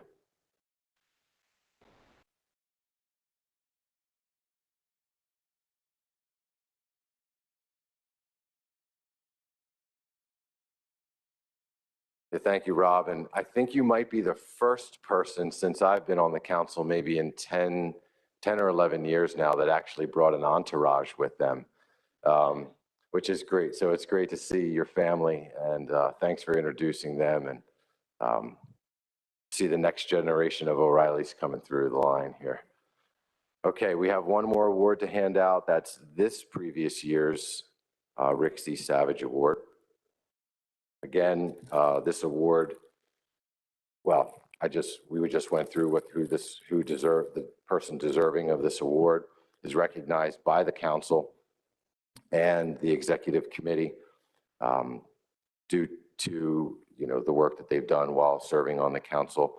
So the Mid-Atlantic Fishery Management Council presents the 2020 Rick C. Savage Award to G. Warren Elliott, with gratitude and appreciation for his positive influence and contributions to the conservation and management of Mid-Atlantic fisheries. His leadership, service, and dedication contributed significantly to the successful stewardship of our marine resources and dependent fishing communities. Congratulations, Warren.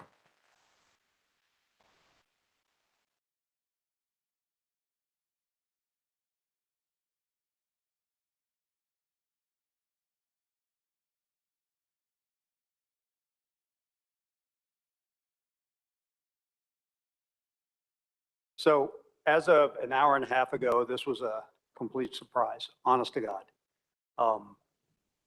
And two of your former members let the cat out of the bag unintentionally. I had no idea this.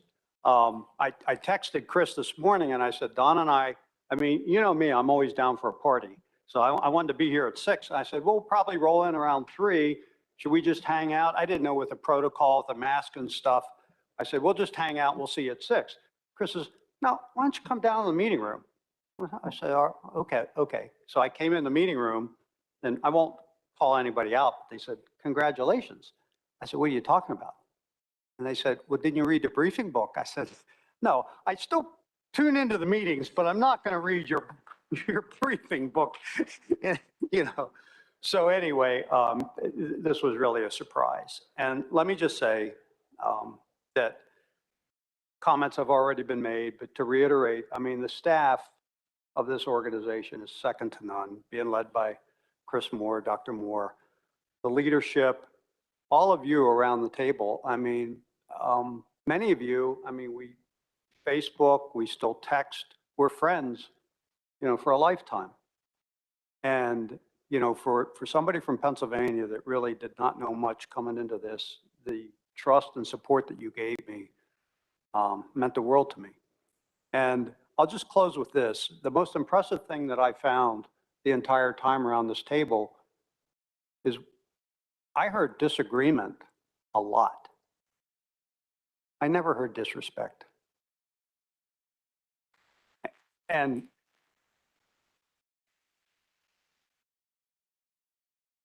I can't say that about any other body I've ever been on. And the way that you folks treat each other, I think, is the element for success that Peter talked about and Tony talked about. It's just, thank you for embracing me and thank you for allowing me to be a part of it. I mean, from the bottom of my heart, it was a great 9 years. Thank you very much.